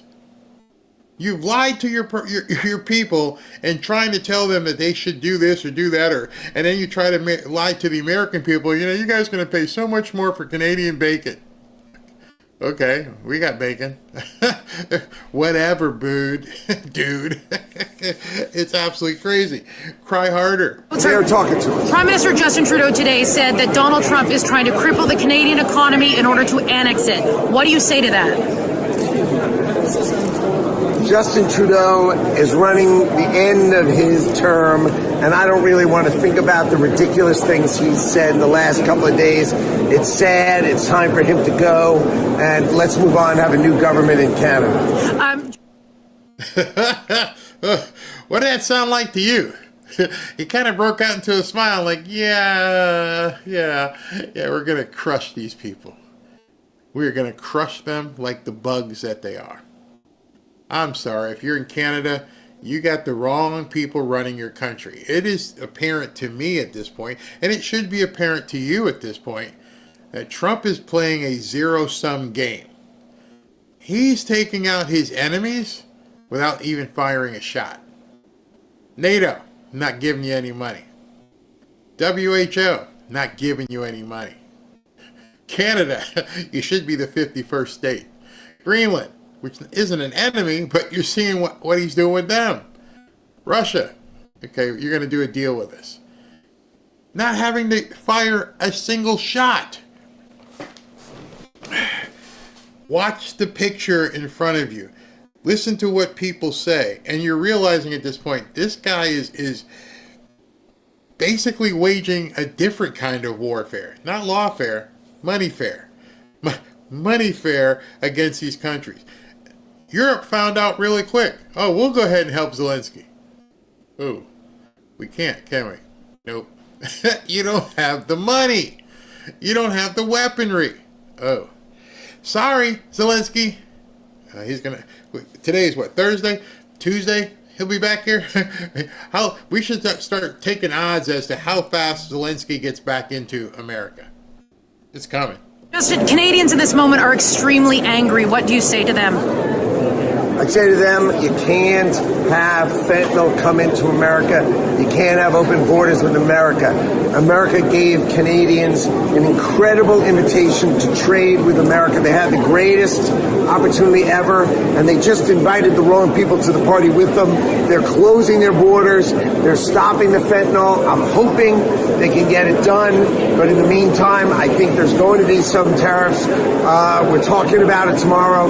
There will be tariffs. But the question is, Is there room from where we are today till tomorrow? And I think the answer is yes, but we'll see what the president says tomorrow. One other thing, the president keeps listing other trade issues like, banking systems, the trade deficit, those kinds of things. Canadians are under the impression that this is not really about the border. April 2nd, we will discuss those other things. This period of time right now is about the border and about fentanyl. But come April 2nd, the president has said we're going to address the global border policy, not the global border policy, the global trade policy of the United States of America. That's the European Union, that's India, that's Japan, that's the world. We're going to be resetting it, and the word that's going to come out is reciprocity. We are going to be resetting it globally. We are going to reset the global economy. And the word that we're going to be hearing a lot is reciprocity. Wow. I mean, he's coming in with a Louisville slugger, and he's telling these countries, no more. No more taking advantage of the United States. No more taking advantage of the United States taxpayers. Sorry, it's over. Put up or get beat up. That's it. We're not gonna play ball with you. You have been ripping off the American people for so long, and I understand the previous administration and some other administrations have facilitated that, but at this point, the game's over. It's done. Now we got to change it. We need to, quote, reset. That's going to be a big word. Tax us, how you tariff us is how we will tariff you. Are you The world should respect a reciprocal tariff. If they would like the tariffs to be lower, they can simply lower the tariffs on us. It's simply a balance of fairness and equality. If they have a tariff on us, we should have a tariff on them. It's just balance. And I think that's a reasonable and respectable way of looking at it. And so starting on April 2nd, that's what's happening. What's happening today is simply that it's a fentanyl and the border, but starting April 2nd, it will be very, very clear it's a reciprocal tariff day. April 2nd is reciprocal tariff. You might want to write that down. you might want to just put a note. Okay, April 2nd is going to be a bloody day globally. You countries that have been taking advantage of America, you put on notice, you got about a month. Little less than a month. April 2nd, all bets are off. I'm good. Are you concerned the stock market is going down today? Some days the stock market goes down and some days the stock market goes up. The President of the United States is worried about American workers. He's going to, you saw and you listened to all those Apple, $500 billion, OpenAI, $500 billion, TSMC, $100 billion, SoftBank, $300 billion. Those are domestic investments that are going to have enormous employment opportunity, enormous building, enormous growth. These things are what's going to help reinvigorate the manufacturing sector of the American economy. They're coming. You can feel them coming. But the key is, with respect to our trading partners, it's all about reciprocity, fairness. How you treat us is how we will treat you. Is that a hard concept to understand? Seriously, I understand a lot of these reporters are 20-somethings or 30-somethings who grew up in an era where the United States was taken advantage of, and they've been schooled and tutored by crazy activists in college. But why is that such a hard concept to grasp? You do this to us, we're going to do it to you. It is the most simple of concepts, and I think watch the news, and people have a problem with it. And I always want to hit the screen and go, hey, what's wrong? If they're charging us X percent, why can't we charge them X percent? Why are you saying this is wrong? Well, we know it's because you want to live in a one government global citizen world. We shouldn't be so wealthy. We shouldn't be so powerful. We should be brought to our knees so that the other countries all could be like, one world. You don't want the government of the United States and its people to be powerful.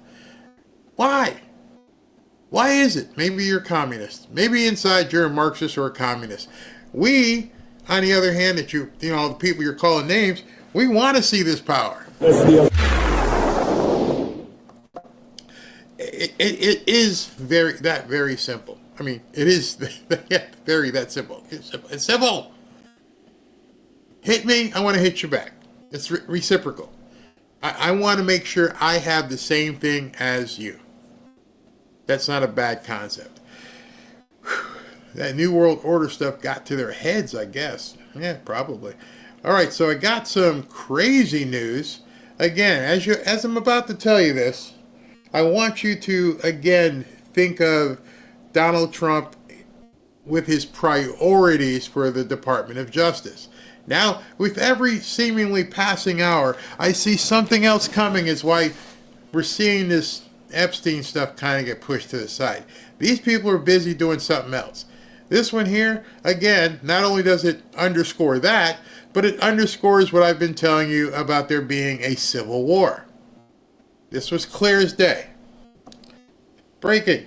This is from Kash Patel, as you can see. I can now report that today the FBI, along with our interagency partners led by Pam Bondi, arrested 2 active duty U.S. Army soldiers and 1 former U.S. Army soldier for theft of government property and a bribery scheme. These individuals have been charged with stealing America's defense intelligence capabilities and empowering adversaries like China in betrayal of our country. They will now face American justice.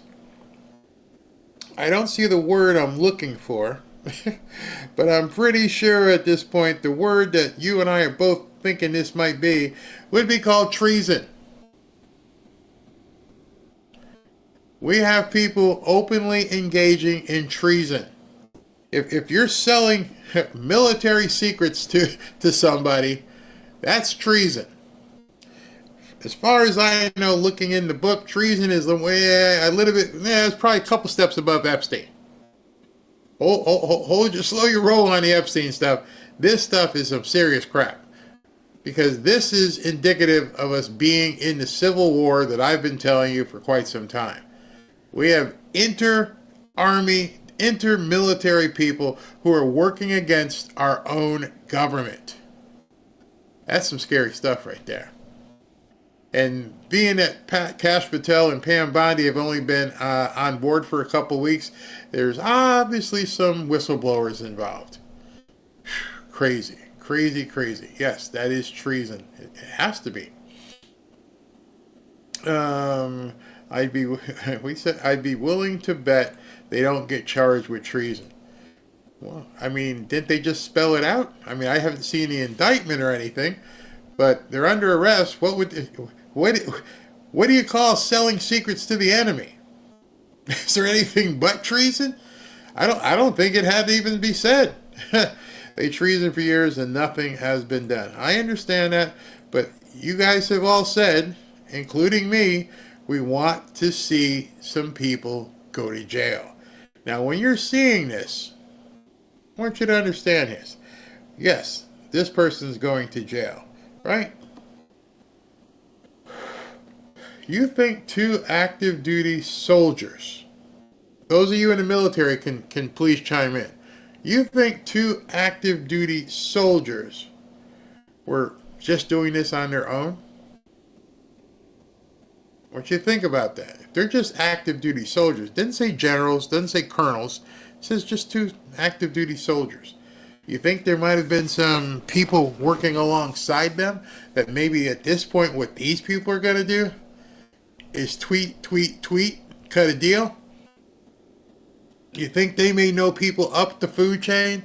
And like, yeah, well, he's been doing it, and he's been doing it, and General so-and-so has been doing it.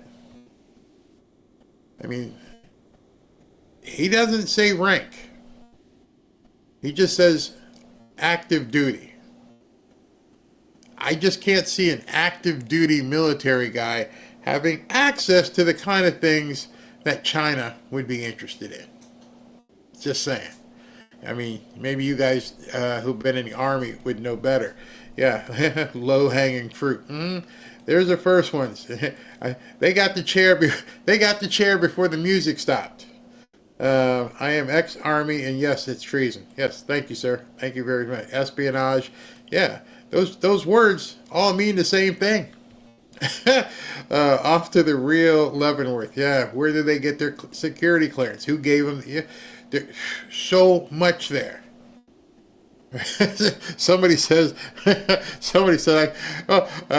got to play the video. Hold on. We're going to win so much, you may even get tired of winning. And you'll say, please, it's too much winning. We can't take it anymore. Mr. President, it's too much. And I'll say, no, it isn't. We have to keep winning. We have to win more. We're going to win more. You see, my thinking on this is that if Pam Bondi's only been in office for 2 or 3 weeks and Kash Patel's only been there a couple of weeks, somebody's talking already. There's a whistleblower they're protecting, and even like, y'all need to know about this. What? These dudes over here, they're doing some really shady shit. You might want to check their stuff. Because there's no way Kash Patel and Pam Bondi would have known anything about this. They just got there. They didn't have time to like open up the pens and the legal pads at this point.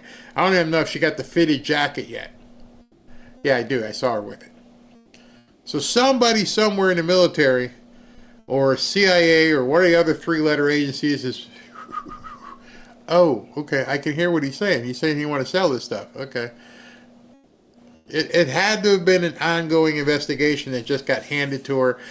Maybe John Ratcliffe heard something. Maybe Tulsi Gabbard found out something. Maybe Pete Hegseth found out something.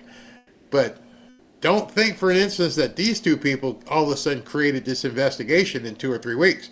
Nope, that didn't happen. Let me hear. When does Bongino start? The 17th, I believe he's there. I believe he gets in around the 17th. Why? Somebody goes, oh, that went too fast. I missed it. Let me see if I can find that. It was a good question. Why it went too fast? Even I needed. Okay, yeah, here it is.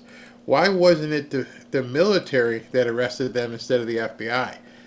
Good point. Maybe some of you military people can answer that one. Why wasn't it military police? That's a good question. Maybe they don't have the power to arrest. Maybe, I don't know.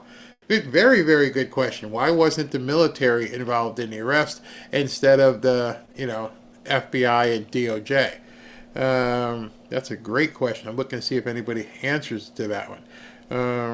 Sounds like an ongoing deal in treason actions. Yeah, I bet you there's more. There's more.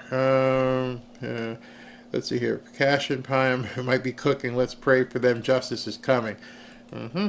I'm looking to see if anybody can answer that question about why would the FBI be involved. Okay. I was an MP in the Army, and when they were arrested, their rank would have been stripped from them. Okay, so that's why they're just active duty. Gotcha. General Flynn on the Glenn Beck show said since Kash and Pam were sworn in, he has been inundated with calls from whistleblowers, and he has been directing them to the correct department. Wow. Somebody says the Army CID works in conjunction with federal crimes. Okay. If it's off post, military police likely don't have jurisdiction. Thank you very much for some of you guys who are doing this stuff.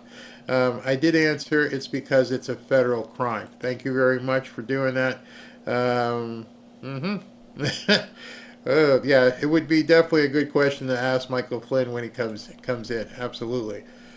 All right, so off base is not military police. I get it. Maybe high-ranking officers involved. It's going to get crazy. I mean, just be ready. I think at this point, it's no longer So anybody can't say I'm being a drama queen. It's not hyperbole. You are actually seeing crimes against America. In addition to treason, what would you call that? A civil war. You got people actively defying and saying, no, you can't come here. Well, what do you mean? You work for me. No, we're not going to let you come into the building. What do you mean by that? That's absolutely insane, isn't it? So what would you call it if it's not a civil war? I mean, it's all over the news. I'm just seeing more and more people talking about it. Nick Sorter just said it here. Kash Patel has arrested 2 active and 1 former U.S. Army soldiers for theft of government property and bribery. Charged them with treason. Let's make this a thing again. You charge them with treason, which has a death penalty associated with. I'm pretty sure they're going to roll. I would have to. Yeah, I would have to, like, turn stool pigeon very quickly. This is going to... I think what you guys realize also, it is 10 o'clock at night, and stuff is... This is what I say. It's still happening. It hasn't stopped with Donald Trump in office. When Joe Biden was in office, we're going to call a lid and we're done for the day. And I'm like, here the new... It just keeps coming. Every time you go ahead and refresh, it's something else. Wow. All right, let's continue. Yeah, and we know that Donald Trump came in wanting a fight, and wanted to be seen as a disruptor. And the message he took away from the first administration is, if you don't move fast, you get bogged down by the bureaucracy. And that's part of the reason, Willie, that we've seen this speed, but it has led to this legal chaos. And I guess it also leads to the question a little bit like we were talking about tariffs. At what point does he start getting so much pushback from people around the country? They won't stop. They won't stop. At what point is he going to get enough pushback from people around the country? Because MSNBC, we're telling you there's a whole lot of people who want to push back. We're the ones who are going to tell you that.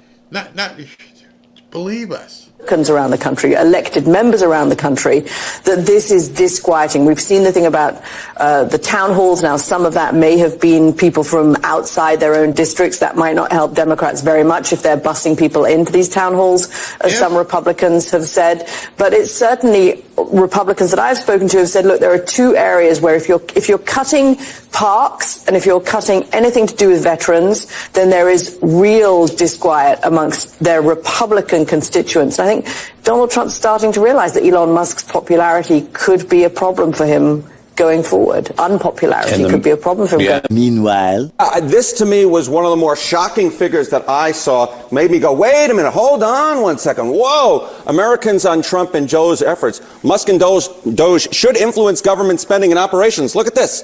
54%. The majority say that he and they should. How about approve of... That was literally an hour apart.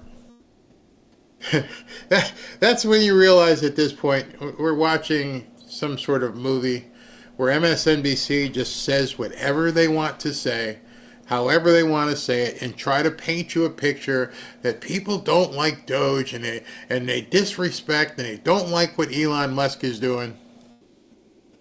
And then this shows up. Trump trying to cut staff at government agencies. Again, you get a majority here, 51%. So yeah, Elon Musk might not be that popular, but these cuts and the idea of spending cuts, at least within the federal government and cutting at government agencies, that actually has majority support. I was truly surprised by this, Kate, but the numbers are the numbers. Well, there is... Why would you be truly surprised at that? Your only reason why you'd be truly surprised at that is because you work at CNN. That's the only reason. You're around the same people who don't believe that millions of dollars were spent to, create transformer mice. And so, no, you don't. Yeah, I'm shocked. Did you know? Oh, I didn't know this. Oh, how about stepping outside the Beltway and talk to regular people? And then you'll figure out, yes, we love it. There is a view that cuts across Democrat and Republican of people thinking that Washington is too big, bloated federal government, waste, fraud, and abuse. I mean, those are drain the swamp is what people run on over and over again. How do they feel? What do they think they're actually cutting? Yeah, what do they think they're actually cutting? Democrats want to argue that the type of spending that Musk is cutting is mainly necessary programs, but that comes in at just 36%. The wasteful spending actually wins the plurality here at 42%, according to a recent Washington Post Ipsos poll. And I think that is the reason why you see that when it comes to... Notice what he said. Even with these numbers, and you got to get way down to look at this, and you look at it, and it's a Washington Post poll. So they can't even manipulate the numbers enough with their bias polls to make it look any better. This is a Washington Post poll he's talking about. The Musk and DOGE, you see, in fact, the majority believe he should have some influence because they believe, the plurality believe, that he is cutting wasteful spending, not necessary programs that Democrats are arguing. And the other problem is, where was the category? I see necessary programs, I see wasteful. Where's fraud? Did you not, Washington Post, did you not even put fraud as one of the options? How could you not include fraud? It's obvious fraud for anyone who wants to look. And these people are just pretending like the fraud part. Oh, there's always fraud. Oh, we're just supposed to accept it. $1 gazillion. Just because you guys want to stay in power. Motto. I do like Dusk and Moj, though. I think we need to keep that around. But the definition of wasteful is, I think, what is really starting to come into play. Correct. What people necessary to one is wasteful to another. We are seeing that and finding that. How are Americans feeling about the size of the government? Yeah. So what is exactly going on here? What is sort of driving these numbers underneath? Government is doing too much or too little. Back in 2020, when Trump lost re-election, 54% said too little. By the time he won re-election in 2024, look at that. Too much won the majority at 55%. It was the inverse. So I think there's this real push from the American public to want spending at the U.S. government to drop. And I think that's part of the reason why they're giving Musk and DOGE that majority, at least at this point, when it comes to his influence over federal government. They're giving him running. Are you surprised? I don't know how these people just crack me up. That they need polls to understand. Hey, should we be cutting government? And most Americans who aren't being paid by the government are like, yes, cut it, cut it. I'm sorry some of you aren't going to keep your jobs, but I can't just keep funding you like it's some sort of government welfare program. It's no longer a job, it's government welfare. Just don't even show up. You don't have to do anything. Just work from home, work your other job, do whatever you need to do. But they're not working. It's wasteful. It's criminal. And you seem surprised. Unbelievable. Room on this, but that's why I think these numbers show why transparency and what is actually being done, and why the problems of they've made mistakes and putting things up on their wall of receipts that didn't actually happen or not, why that is so important and critical. I think that's exactly right. We'll have to wait and see what happens. What's popular one moment may not be the next. We'll see. The American people's money has truly been stolen through an incredible amount of fraud and all types of improper payments. This was actually the first hearing I held, which I think sounded super boring to a lot of people because it was Medicare and improper payments. But the things that they've discovered is how Social Security numbers have been used, and these are for dead people that are over 115 years old, and how basically criminals have been able to take these Social Security numbers, and we're able to get things like small business loans. So one of the questions, again, I would ask a liberal person I work with or something. Is it okay for someone to be, millions of people at 125 years old to be collecting Social Security? How about a guy 300 years old? Is that okay? And the first thing they're going to say to you is, it's not true. And then I would respond, but let me just hear me out. What if it is? Because why is it that this has become a partisan issue? Why is it that fixing fraud, corruption, and waste is partisan? Again, a missed opportunity, as Chris Cuomo would say, in terms of the Democrats being able to talk to normal people. How can you not be for cutting waste and fraud. How can that bother you? Doesn't make any sense. It'll never make any sense how they don't even want to talk about fraud. You want to make headway? Go sit down with Marjorie Taylor Greene or Jim Jordan or something and just admit, yeah, there's a lot of fraud, waste, and abuse. Let's sit down together and figure out where it is. Instead of bitching at big balls and Elon and the data Republican, how about you go meet with somebody and say, let's figure this out. You ever thought to yourself why they don't want to do that?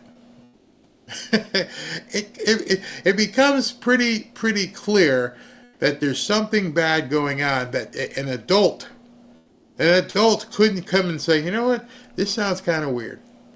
I don't know if it's true or not, but let's see where it leads. I'd love to work with you on it. I'm a Democrat from New York, and I'd like to sit down with you and see what we can come up with. No? Why not? Why are there no Democrats? Not one who want to sit down and go through the books. There's a question you can ask a liberal friend. Why is nobody, not AOC, not Maxine, nobody, why is the cue ball lady, why does nobody want to take a look at this?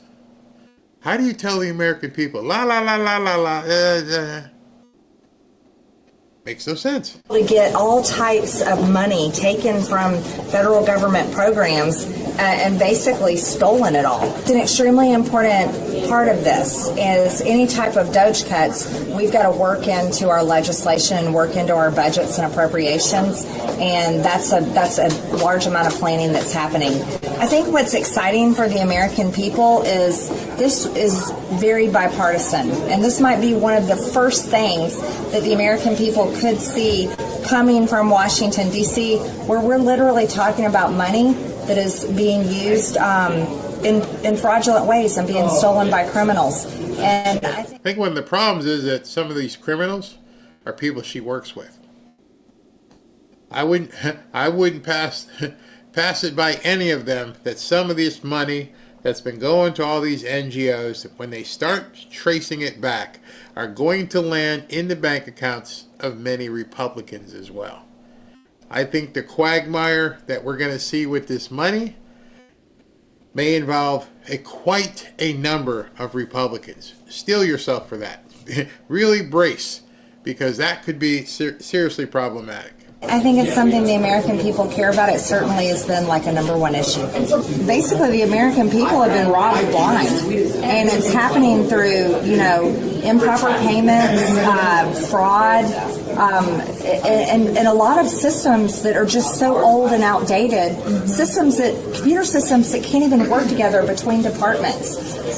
Some federal government. That wasn't by accident. You see, by making sure in 2025, by making sure you continued to have antiquated equipment means the fraud is a little bit easier. There's no way for anybody to track anything. So it's not by accident that these people are still using very antiquated equipment. Agencies and departments are actually hiring third-party vendors to hold their data instead of having their own systems that can communicate within the federal government. In the private industry, unfortunately, there's downsizing that happens and people lose their jobs. We're $36 trillion in debt. The American people can't afford it anymore. We saw this earlier with Donald Trump.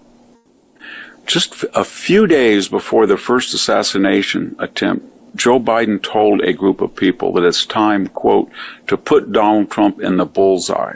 He ranted and raved about semi-fascist and ultra-MAGA as if they were somehow dangerous insurrectionaries and threatened the republic. At the same time he was saying this, the New Republic ran a cover story of Elon Musk as Hitler with a Hitlerian mustache. Remember, we had retired generals who said he was Nazi-like. He was equivalent to people who had set up the concentration and indeed death camps at Auschwitz, and he was synonymous with Mussolini. And what did that do? That lowered the acceptable the acceptable discourse, and that lowering of discourse led to acceptable behavior, such as 2 assassination attempts. So all I would warn the left is, I think it's time to stop this, because if you continue this rhetoric, somebody, as this person in Indiana or this minister in Tennessee, is going to openly call for violence, if they have not already, against one of the most iconic Americans in our history. And when that happens, the responsibility is going to be on you. So it's time to tone down the rhetoric and stop comparing a Renaissance American citizen, to one of the worst mass murderers in history. Victor David Hanson is that guy's name, and it's so true. It's very easy advice for these people. You got to stop. You got to stop ranting and raving. You look stupid. Speaking of stupid, I'm not sure if you guys saw, what's his name? Not her name. AOC was talking about Elon Musk, and she called him a stupid man.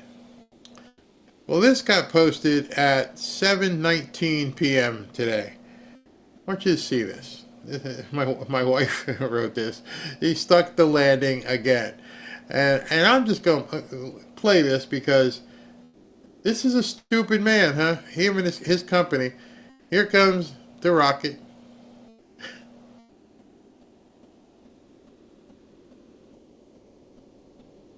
Phenomenal, isn't it? You're watching the rocket, and here they are once again. He's gonna park a rocket. I've never seen anything like this. Like Donald Trump said, did I just see that? Did you just have something that with tongs that grabbed this rocket? Look at that.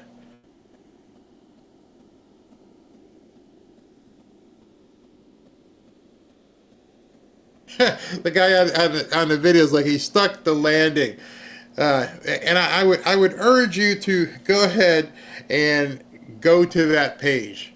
I think it's where is it? SpaceX. Go to the SpaceX and listen to that, because if you listen to it, you can hear the sonic boom as it goes in reverse to slow it down, and then you hear the thing go and it catches it, and that's a stupid man. You can't even catch a drink. I don't know if you've been like the movie Cocktail, if you're going to be able to do it like that with a drink. And meanwhile, this guy's flipping rockets. AOC, just shut up. Just shut up. Oh my God, these people just drive me crazy. Mr. Musk needs to be doing Ubu. I made that meme. But the Starship blew up. Yep, the Starship did blow up. Who witnessed it? You could hear the people talking on it. AOC is an arrogant loon. Yes, indeed she is. But can it mix cocktails for but can it mix cocktails? Oh, she's such a poser. It was just crazy. And I did see the Starship explode, but that is still working. That's not a finished thing that he's doing. I guess this is live. I haven't watched anything today. Yes, I am live. Consider the sources. Really?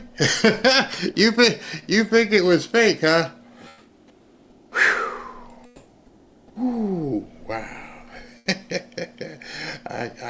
I got nothing to say about that. That's absolutely Looney Tunes. It's kind of hard to fake it when there's people standing there watching it. My goodness. Come on, people. Oh, it's okay to question things, but at least go get some concrete information. This isn't the moon landing. The moon landing, this is right out there in the open where people can see it.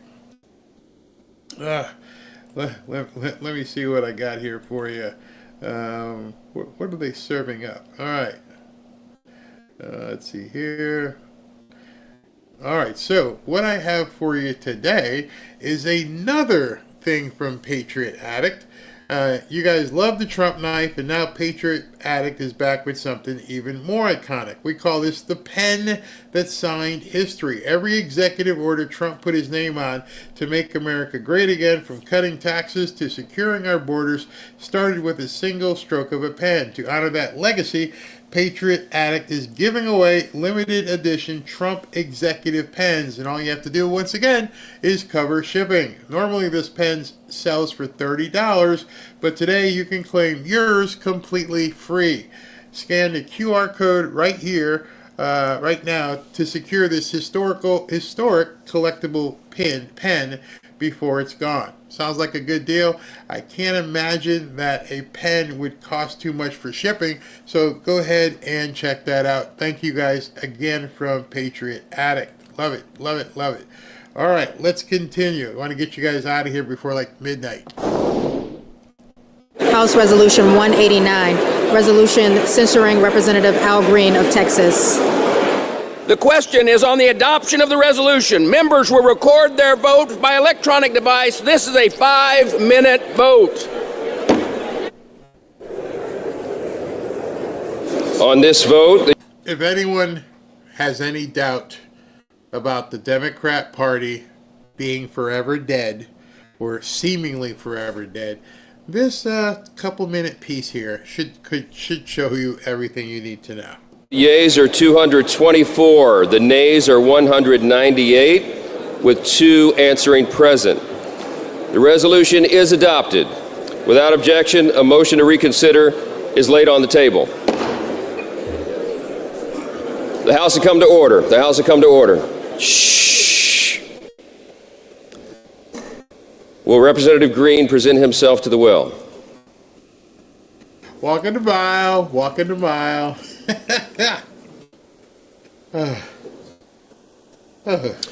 By its adoption of House Resolution 189, the House has resolved that Representative Al Green be censured, that Representative Al Green forthwith present himself. Before they start, some people had asked in the chat, what is censure? Censure is a slap on the wrist. It means absolutely nothing.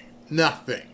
It's a waste of time. It's ceremonial. It's ritualistic. It does nothing. The Republicans wasted time. The Democrats wasted time. You guys got better things to do than be slapping some idiot on the wrist. They're not going to impeach him. They're not going to throw him out. It's just something to say, we didn't like what you did. That's the extent of it. Now, the people that also should be censured should be the rest of them for what they're about to do. In the well of the House of Representatives for the pronouncement of censure, and that Representative Al Green be censured with public reading of this resolution by the Speaker.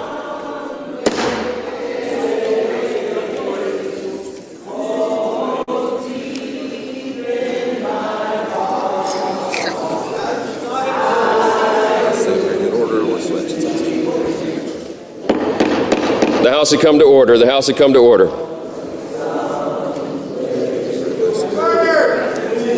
What's it? You want to let him keep doing this? Or His mic was on. He's like, should we let him keep doing this? I don't know if you heard that, but Mike Johnson's talking to somebody. Should we let him keep doing this? And he's like, just let him go, man. They're going to cause a problem. They're going to call you a racist if you try to stop them. So just let it roll, okay? Let him sing the old Negro spiritual. We shall overcome. Overcome what? We shall overcome Trump someday. Like, what in the hell are you getting ready to overcome? What's the funniest thing about it is that song, when it was sung, was about people who were going through immense oppression. I'm looking at a whole bunch of black people standing in the hall of Congress. If you haven't overcome by now, you ain't overcoming. What is going through your mind? There are people homeless. There are people starving. There are people all over the country on drugs, dying of fentanyl. And you're singing on national television, we shall overcome, while you're making $200,000 a year of our money. have you no shame? You knew this was televised. You know people are going to look at this and go, what are you looking to overcome? Most of you down there are rich. I see Maxine Waters down there. Maxine, she's got like tens of millions of dollars somehow. Al Green, who's being censured, holding up his cane like it's the Thor hammer. He got all kinds of millions of dollars. What in the hell are you waiting to overcome? We shall overcome. How stupid can you be? You don't understand how regular people who aren't making $200,000 a year are looking at you going, oh no, I got to go to work in like 10 minutes. I'm going to be on my feet all day long. I got to go flip burgers. I got to do all kinds of stuff just to make, 15 or 20 bucks an hour. And you down there sitting about how we shall overcome. Wow. Tone deaf is the word. The House to come to order. Clear the well, please. Clear the well. The House has to continue its business.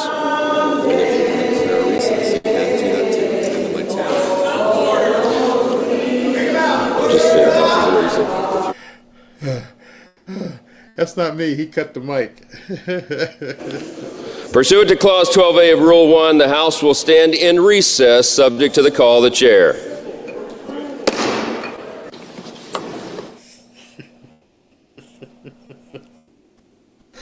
Oh, these people are in such disarray they can't even figure it out. Mike's having to hit the mic.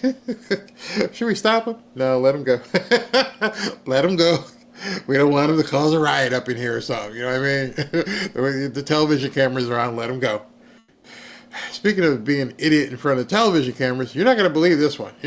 Pay attention for the next 30 seconds because you're going to hear a journalist ask this nut job a question. And he's going to prove to everybody why the Democrats are absolutely effed. Because the answer is coming from Hakeem Jeffries. Watch this. I want to ask about California Governor Gavin Newsom's comments saying that Democrats were in the wrong for allowing transgender athletes to compete in female and girls sports. What is your response to that after Democrats had opposed the women and girls in sports? I haven't seen his comments. What Democrats opposed was unleashing sexual predators on girls throughout the United States of America. Care about? What? He's the leader. What? I'm talking about, I can't quite remember. Because I don't know what I should be doing. Because I'm in the process of overcoming. I just can't. I can't with these people.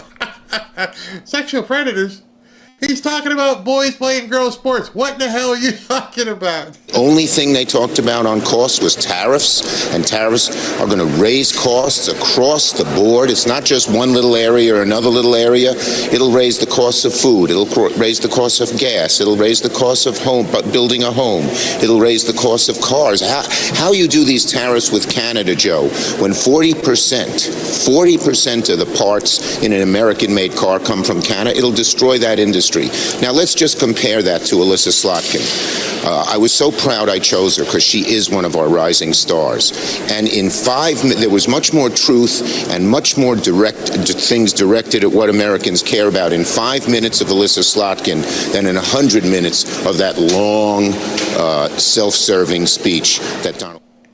So Alyssa Slotkin said much more what...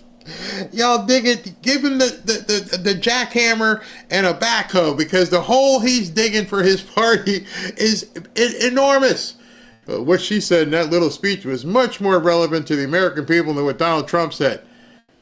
I don't know, maybe talking about people who lost their family members, lost their kids, a guy, a young kid who's got brain surgery. Never mind any of the policies, just the fact of that.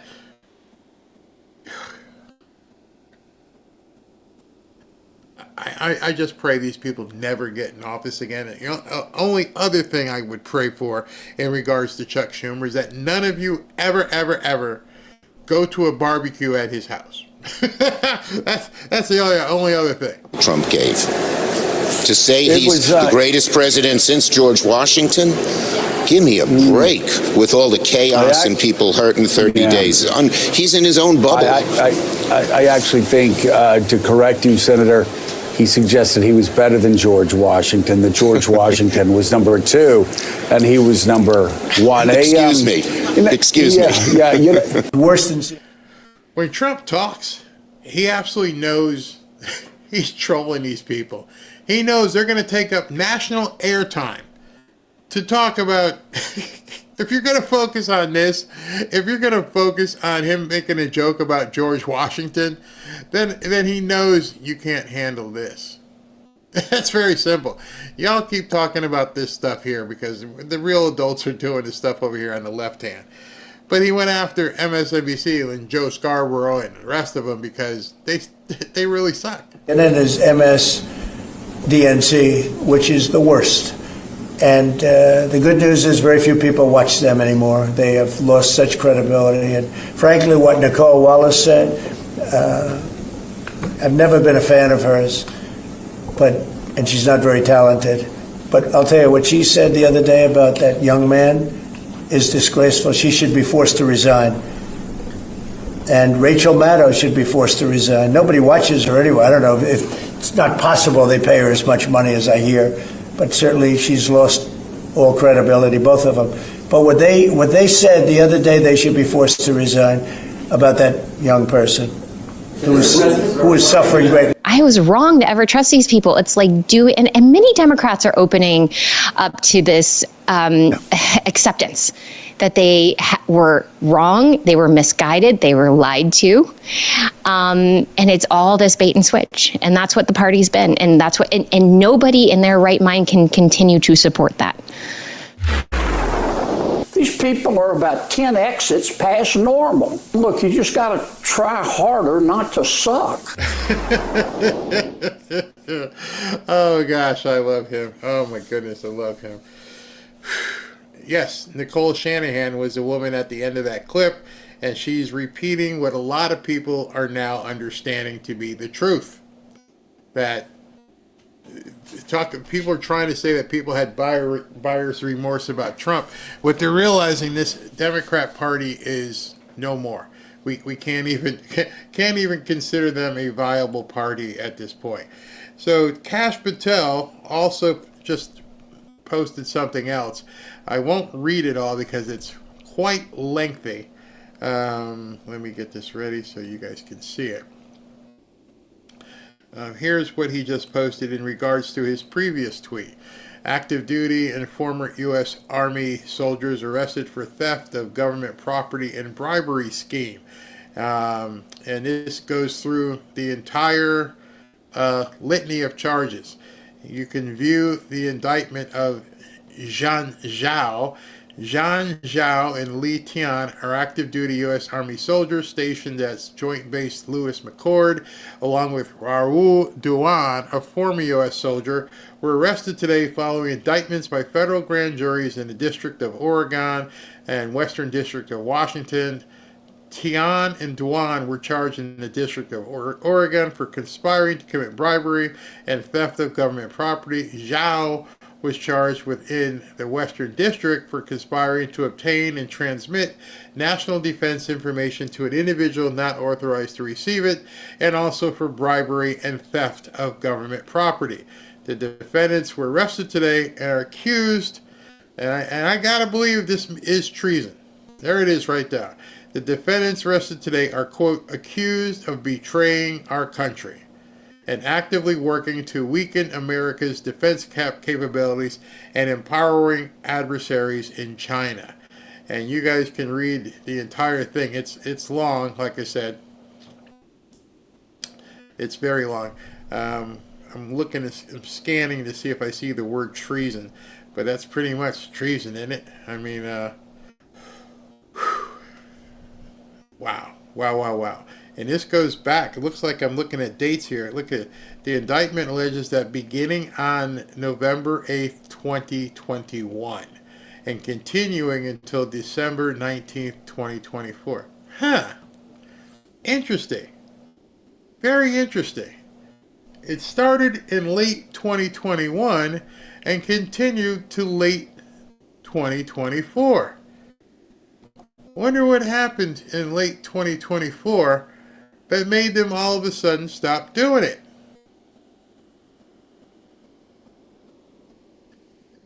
They were doing some really bad stuff, and these guys are probably gonna flip.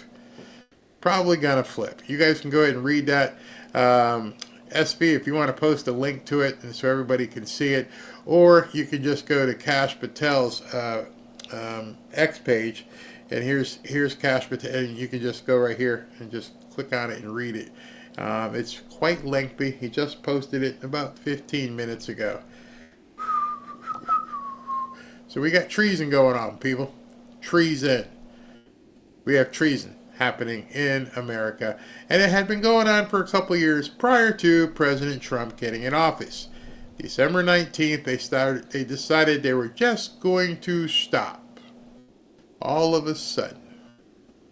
And it started in 2021. Wow. Wow. That's just absolutely crazy. Biden was office during that time frame. Yes, he was. A lot of other people too. I can't imagine what other people that they would have caught. That is so much trouble. Not going to be a good day for them. They're going to flip. They're obviously going to flip. Yes, that's what treason and now they're going to do. Betraying the country, could it have been any other word? I mean, they could have just said treason, but betraying the country is synonymous with treason, as far as I know. SV, you're so right. Nick Sorter, this has been the most incredible 45 days in U.S. history. I didn't even know it was possible to jam pack so many wins in such a short period of time. Absolutely stunning. Stunning is what we're seeing here. All right, so let me go through this real quick. I've got a 10 set for you. Let's go through, because it's some fun stuff here. It won't be too long, so let's go here. Here's the big finish. 10 stories that you just gotta hear. Number 10. On a personal level, I've made sure that every single day in this office, I put Canadians first, that I have people's backs. And that's why I'm here to tell you all that we got you. Even in the very last days of this government, we will not let Canadians down today and long into the future. The dude was crying. The leader of the country was crying over tariffs. Do you need anything else to tell you that Trump is winning? The president, whatever, prime minister, whatever he's called, the grand poobah of Canada, was crying over tariffs and the fact that they probably can't help Zelensky. Number 9. I think this whole revolution of common sense idea that Trump is pushing, this is the issue that maybe people associate with it the most, because if there ever was an 80-20 or a 90-10 issue in America, it's this one. I mean, President Trump had the young athlete at the State of the Union the other night who'd been really injured in a volleyball game over it. I saw people posting video of that horrific injury, and I still saw liberals on social media laughing at this person's misfortune. And so I think the Democratic Party is torn up about it, but the American people aren't. Trump used it to political advantage, but then they expected him to do something about it, which he has done. If Democrats don't get on the right side of at least one 80-20 issue in America, they're going to lose again in 28. You know, it seems pretty simple, doesn't it? If you can't get on any of the major issues that people want you to be on, you have no chance of winning. That's why I'm telling you, it's over. They're done. None of the 80 side can they even approach. They love Zelensky. They love Trudeau. That's what they're all about, my feels. Number 8. Let me be clear. The U.S. does not have a revenue problem. We have a spending problem. We are right where we. That sounds like something I tell Robin. We don't have a revenue problem. We got a spending problem. Imagine telling people, if we just stop spending, we'll be okay. Can we stop spending? And Democrats like, no, we got to keep spending. In fact, we need more. Tax you more. Again, 80-20 issue. Stop spending. We'll be okay. Pull back. Tighten the belt.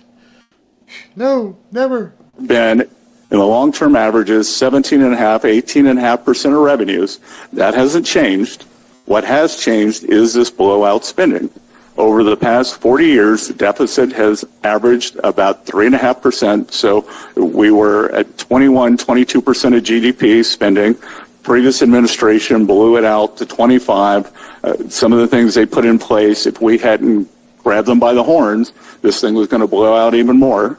And so we've stabilized it. We're bringing it down, and we're going to go from there. So his words, if we didn't stabilize it, this thing was going to blow out. You don't have to be a world-renowned economist to see what exactly was happening.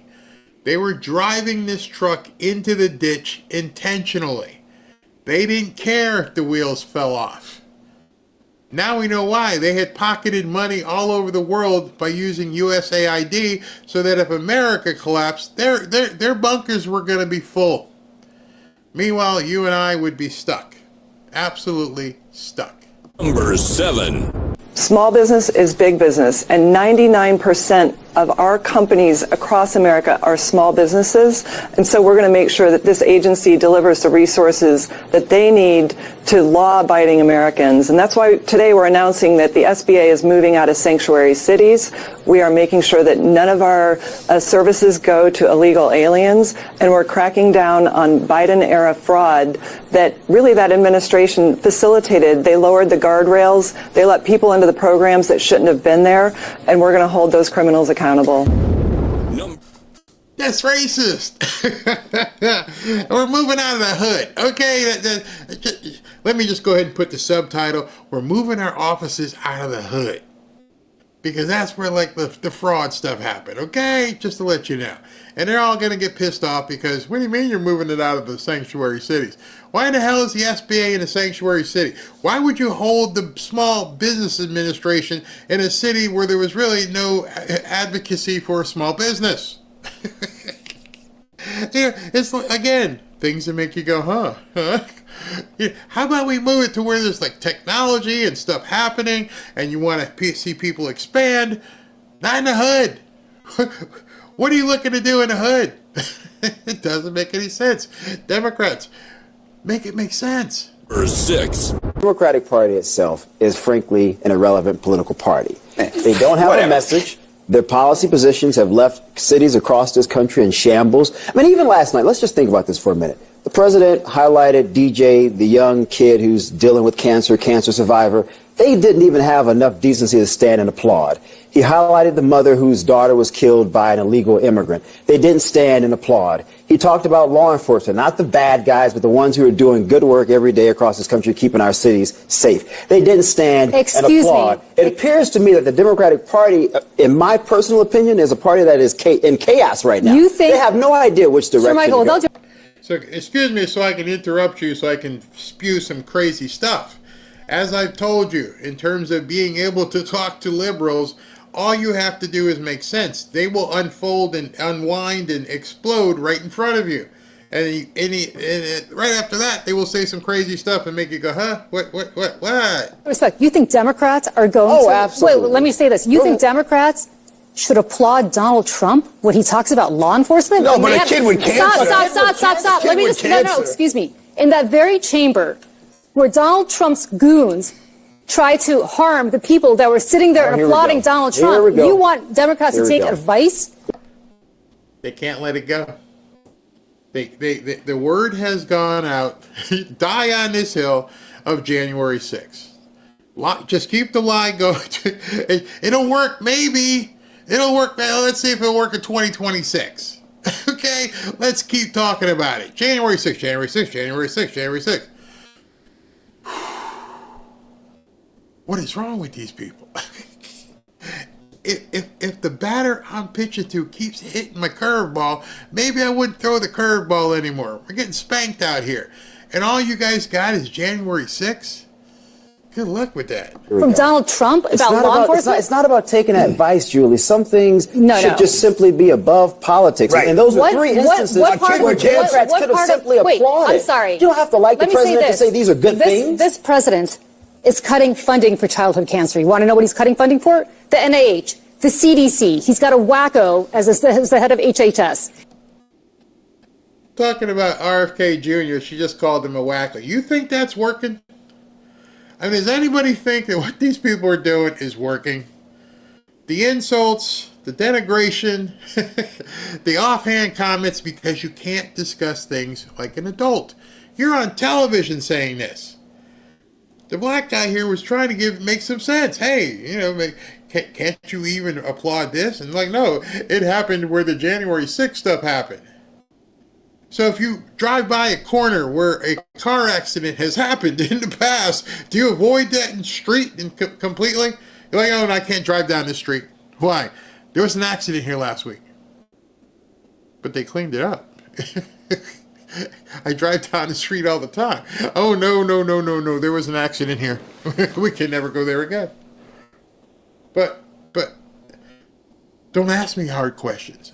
I'm a liberal. I can't answer the hard questions. I'm an idiot. And you want to talk about it. I'm sorry. I'm very happy for that kid. I'm very happy for that kid. I'm glad that his lifelong dream came true and he became, a cop or whatever he wanted to become. But a cop or whatever. How about you? They can't show any dignity. She had the opportunity right there. She could have said, I am so happy for him. It's awesome that he was named an honorary member of the Secret Service. Whatever.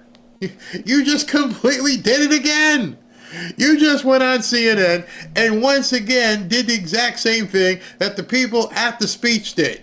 You blew it off as completely inconsequential, like you could give two poops about this kid. Yeah, whatever. Bottom line is that all it does is accentuate the horrors that Donald Trump is imposing on kids with cancer. Democrats seemed pathetic and they seemed petulant in their behavior last night. And if they think that's going to help them go into midterms next year, I say keep going. But what about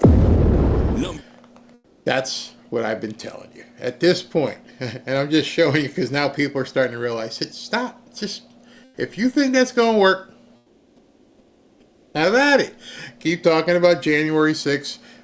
Show that you have no remorse for nothing. You don't care about people, and you hate Donald Trump that much that whatever that kid did, whatever. Okay, please continue. Number 5. But the exercise is a good exercise. On that front, though, usually someone with this much power, a cabinet secretary, an agency head, can come and testify. You can request for them to come and testify on Capitol Hill.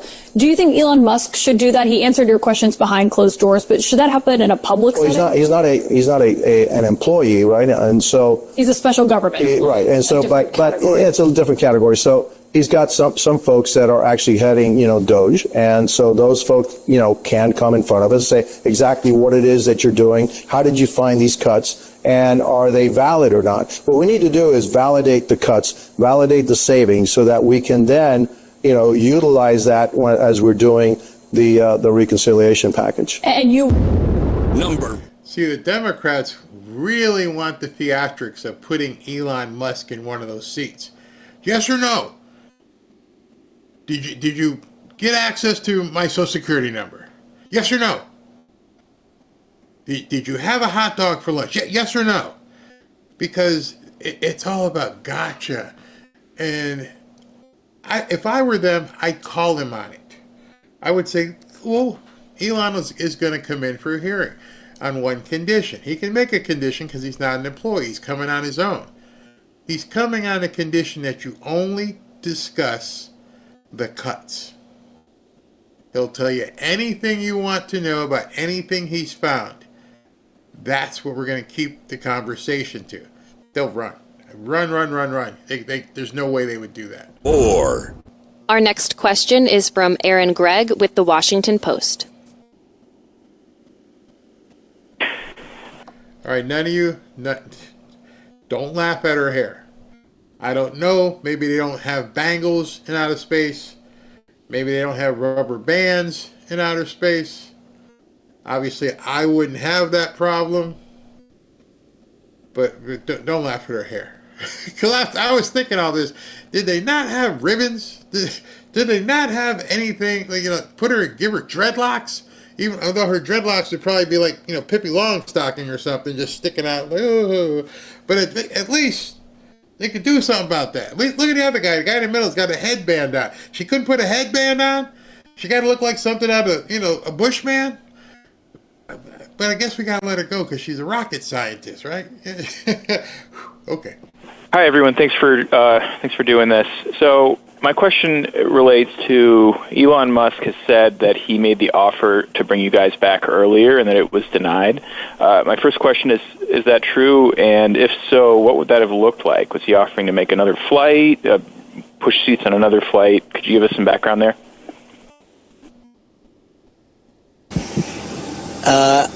I can only say that Mr. Musk, what he says is absolutely factual. We have no information on that, though, whatsoever.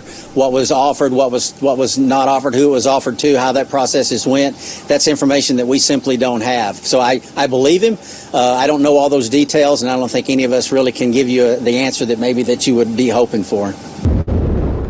At least I can't give you the answer till I'm back on Earth. I can't be doing anything wrong right now because somebody might pull a plug somewhere. So how about, we believe Elon, but I can't go any further until I'm, splashdown. Then you can ask me anything you want. Right now I'm stuck way up here and there's not much I can do unless somebody sends the rocket Uber up to me. And Elon has said he's going to send a rocket Uber. But better is for you to have heard that. For you to have heard that Biden left them up there. Yeah, that's pretty much factual. Can't tell you any more than that right now. I'll let you know when I'm on terra firma, okay? When I get a McDonald's burger in me for the first time in like 8 months, then we can talk. Right now, come get my ass, okay? 1-800-SAVE an ass up here. I'm stuck up there. I'm Major Tom floating around in the tin can. Come on, Elon, come get me, then I'll tell you everything you want to know. Yeah, he stuck us up here. Number 3. I think he felt the awesome responsibility of this office, and I think he listened to 9 human beings who had been held in captivity in some really difficult circumstances say to him, thank God for you. Thank God for your election.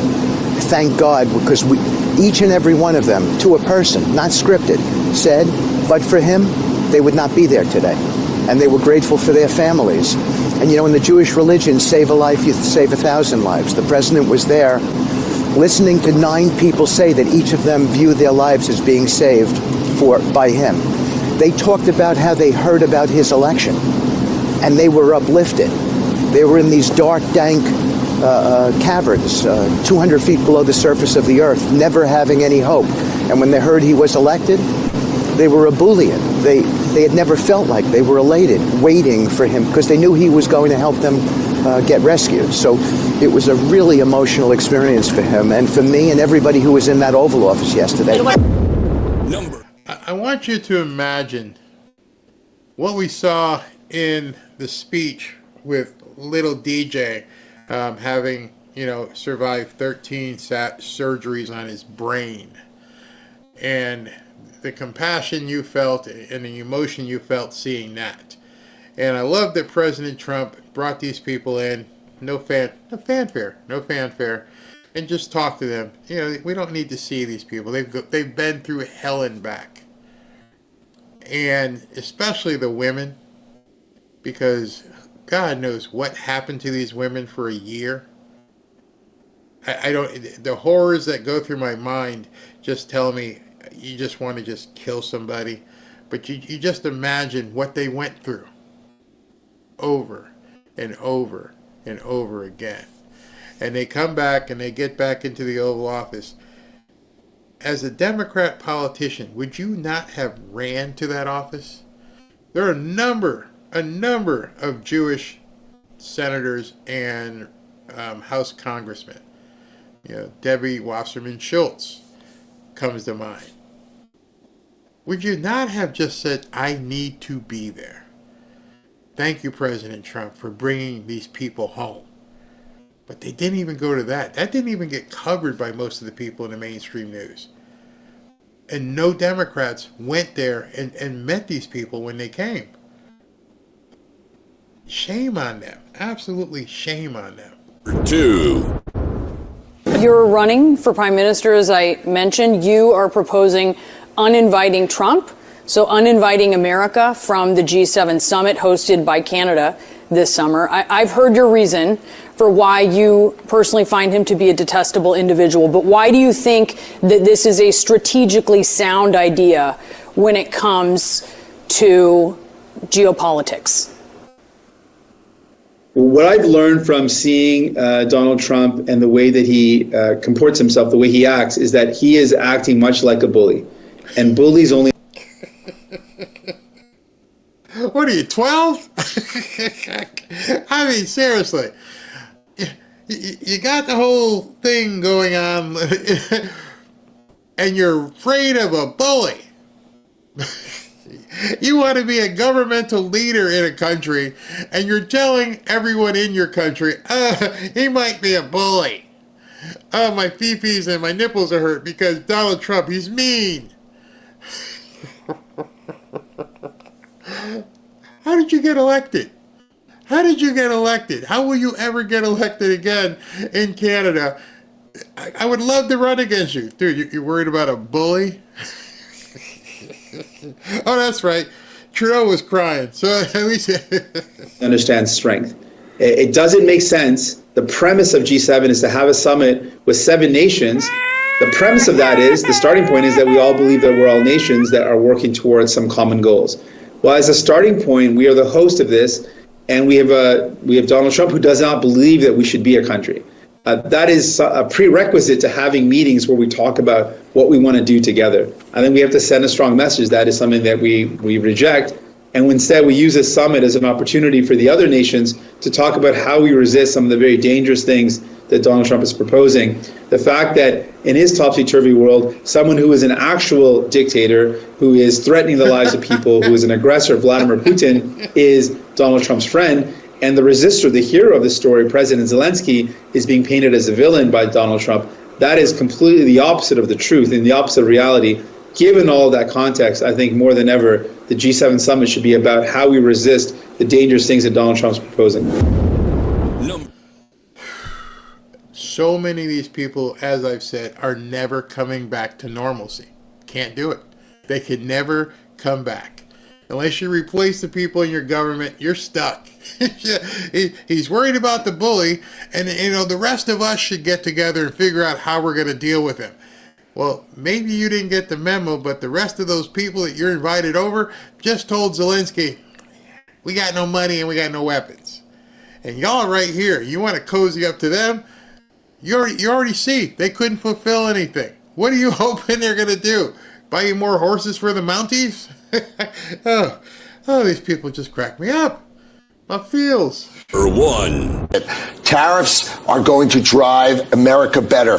Remember, we pay taxes into the Internal Revenue Service. Wouldn't it be amazing to stop paying taxes to the Internal Revenue Service and have the External Revenue Service of Make America Great Again replace our taxes? That's the goal of Donald Trump, and I think he's going to hit there. He's going to do everything he can to make that happen. Lower our taxes. No tax on tips, no tax on overtime, no tax on seniors. Come on. This is an amazing country, and we are winning.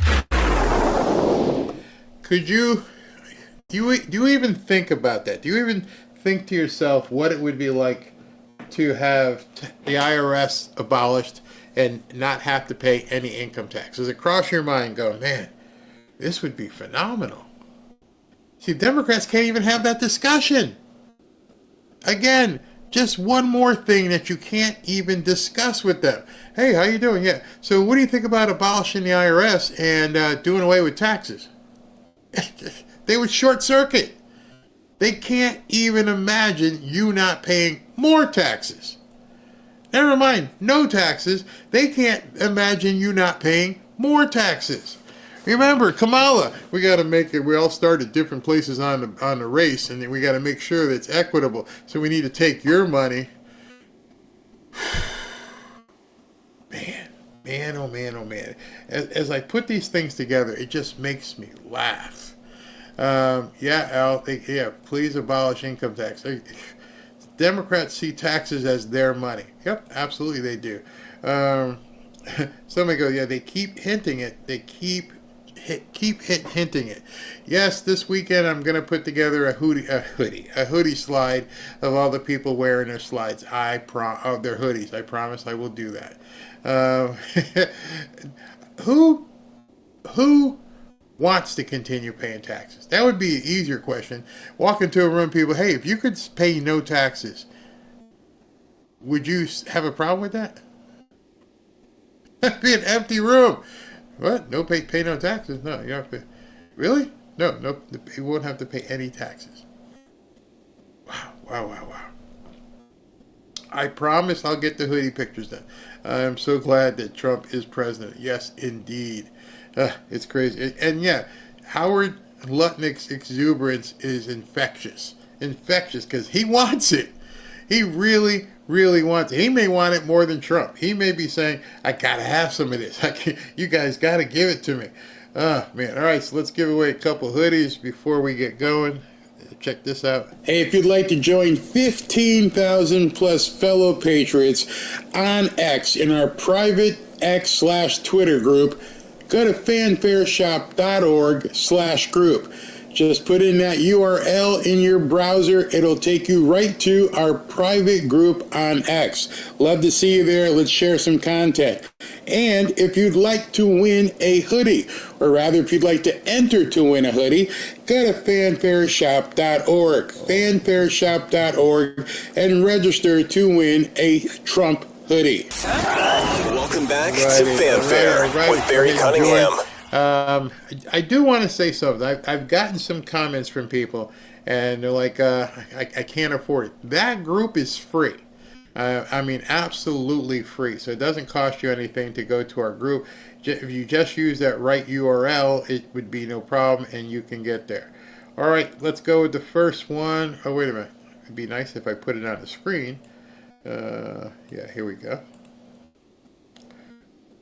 Okay, so let me go ahead and run the drum roll and have that ready. Where'd I go? All right. Bam.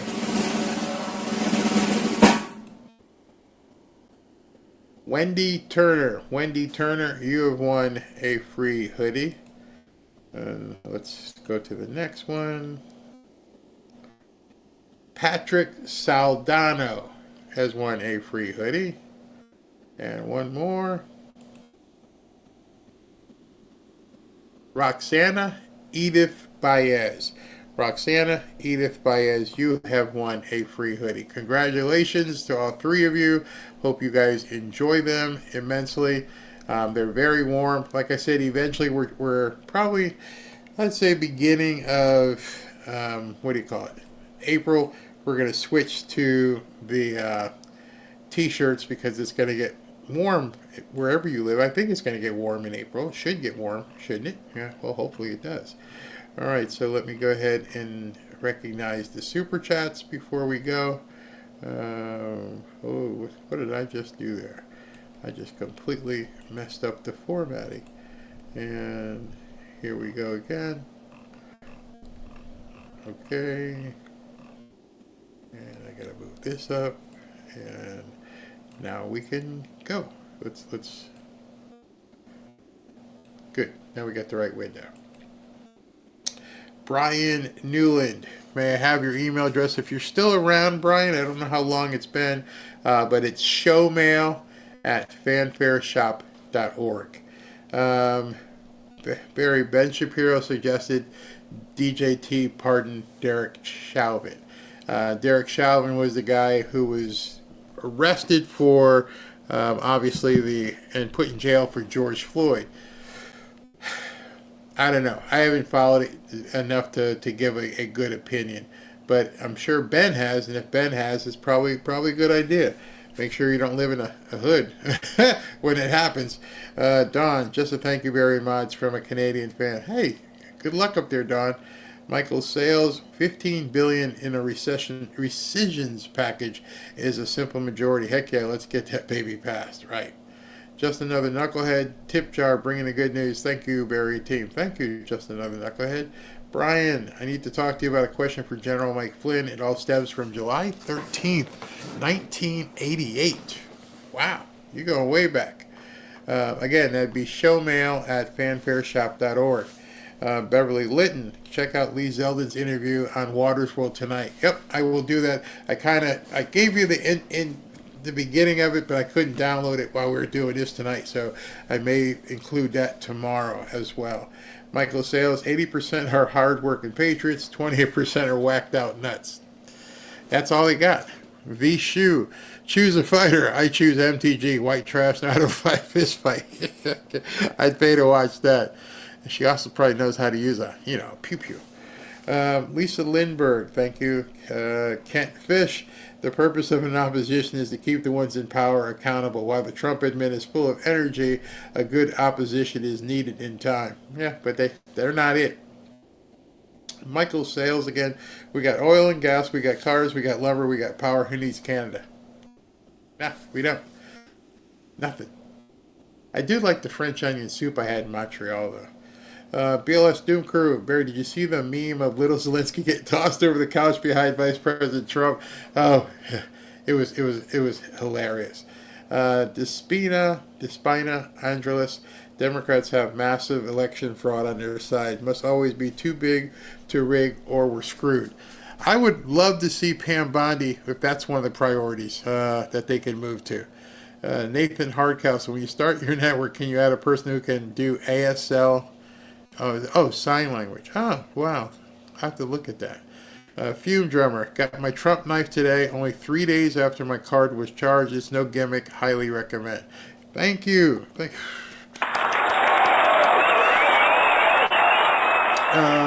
BLS, yes, Elon Starship blew up again tonight over Bahamas, but they caught the heavy booster rocket again for a third time. Yep, it's a process for sure. Patrick Kuhn, hi Barry, Robin Mods. I agree it was deliberate. Also, they did not have the contacts, the personality, nor the art of the deal. Exactly. Dan Rock, being held hostage by Juan 07 in Texas. Please help me. E. Krause, please. Who's Juan 07? Juan 07, one of the local congressmen? Tania, Bear, I feel like Cuomo and even Stephen A. Smith really wanting to come to our side, but they're afraid of they would get. I've said that for quite some time. I went a little bit further. I said that he got in there, he voted for Trump, but he won't tell anybody. Because it would be almost career suicide. Donna, Zia's been around the world, still no deal, no money because of his bad attitude. Now the Ukrainians are protesting in our streets after helping them in a war that wasn't ours. And I meant to tell you, there was a rumor that Trump was deporting Ukrainians, and Caroline Levitt said, no, that's not true. Daniel B. Military personnel, especially treason within the military, is the death penalty by firing squad. Jeff 26, bet those 150-year-old people voted in 2020 as well. You bet they did. Michael Sales, not a word on the left about the fraud, waste, and abuse. You got to try harder not to suck. Domingo Caratina, you're right, Barry. The Democrat of old are gone. I saw hissing demons in those chairs. It was really bad. Thank you for all you do. Thank you for watching. Benedette Salerno, Musk will save our astronauts. Trump saves the USA. Agreed. Mel Porter, more people need the red pill. Menard Richard, imagine what Elon can do for the U.S. military. A lot. BLS again, thank you. Barry, people on the left think he needs to be investigated by DOGE, his own company. They don't realize SpaceX, Starship are a test. The left thinks he is wasting taxpayer Mark, they're insane. They're absolutely insane. R. Gardner, wow, lighting again. I don't know. Tim Allred, I say no to Canada becoming the 51st state. Imagine all the lunatic leftists voting in our elections. It could possibly tip the scales back towards the opposition party. I can see that. Jim Wright, I want to hear. I want to hear Senator Kennedy say, "Y'all just need not to suck so bad." Where is that at? Here we go. These people are about 10 exits past normal. Look, you just got to try harder not to suck. I love that guy. Oh my God, he's so good with his words. Mr. Anderson, Barry, he let them down 23% carbon tax in Canada. They're basically almost socialist at this point. God bless America. Have you heard about the passenger at JFK had a disease and people got sick? No. I heard about someone on a plane who got naked and was running around. USA, thank you. Ernest Walker, thank you, Barry. This is the only place I can get the whole news and nothing but the news. Thank you, brother. Birthing Ministries International. I watch you every day and listen to you in my car while driving so I won't miss anything. Thank you for opening my eyes to the truth. I am so glad to be a Republican. God bless you and your wife. Wow, thank you very, very much. God bless America. Barry, bullying people is wrong. It may not, it may even not be nice. Oh, yeah, that's the guy I want running in my country. I'm afraid of bullies. Yeah. Fume drummer, Canadian Santa Clauses. Guess it wasn't. Greg Jurgen, any fans of Yellowstone think we need to take that turbine-wearing joke to the train station? Oh, gosh. Jeff 26, I personally see Trump announcing no more taxes on July 4th, 2026. That would be awesome. Hey, Neil. Awesome live cast. The tax is not a refund. It's a withdrawal of our money we put into the government's bank. They owe us. Yes, exactly.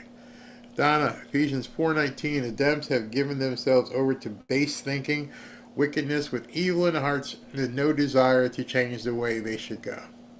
Agreed. Ronnie C. Barry, thank you for all you do. I was late, but you always crack me up. I have a weak bladder, but we shall overcome had me in tears. Oh, it had me in tears, too.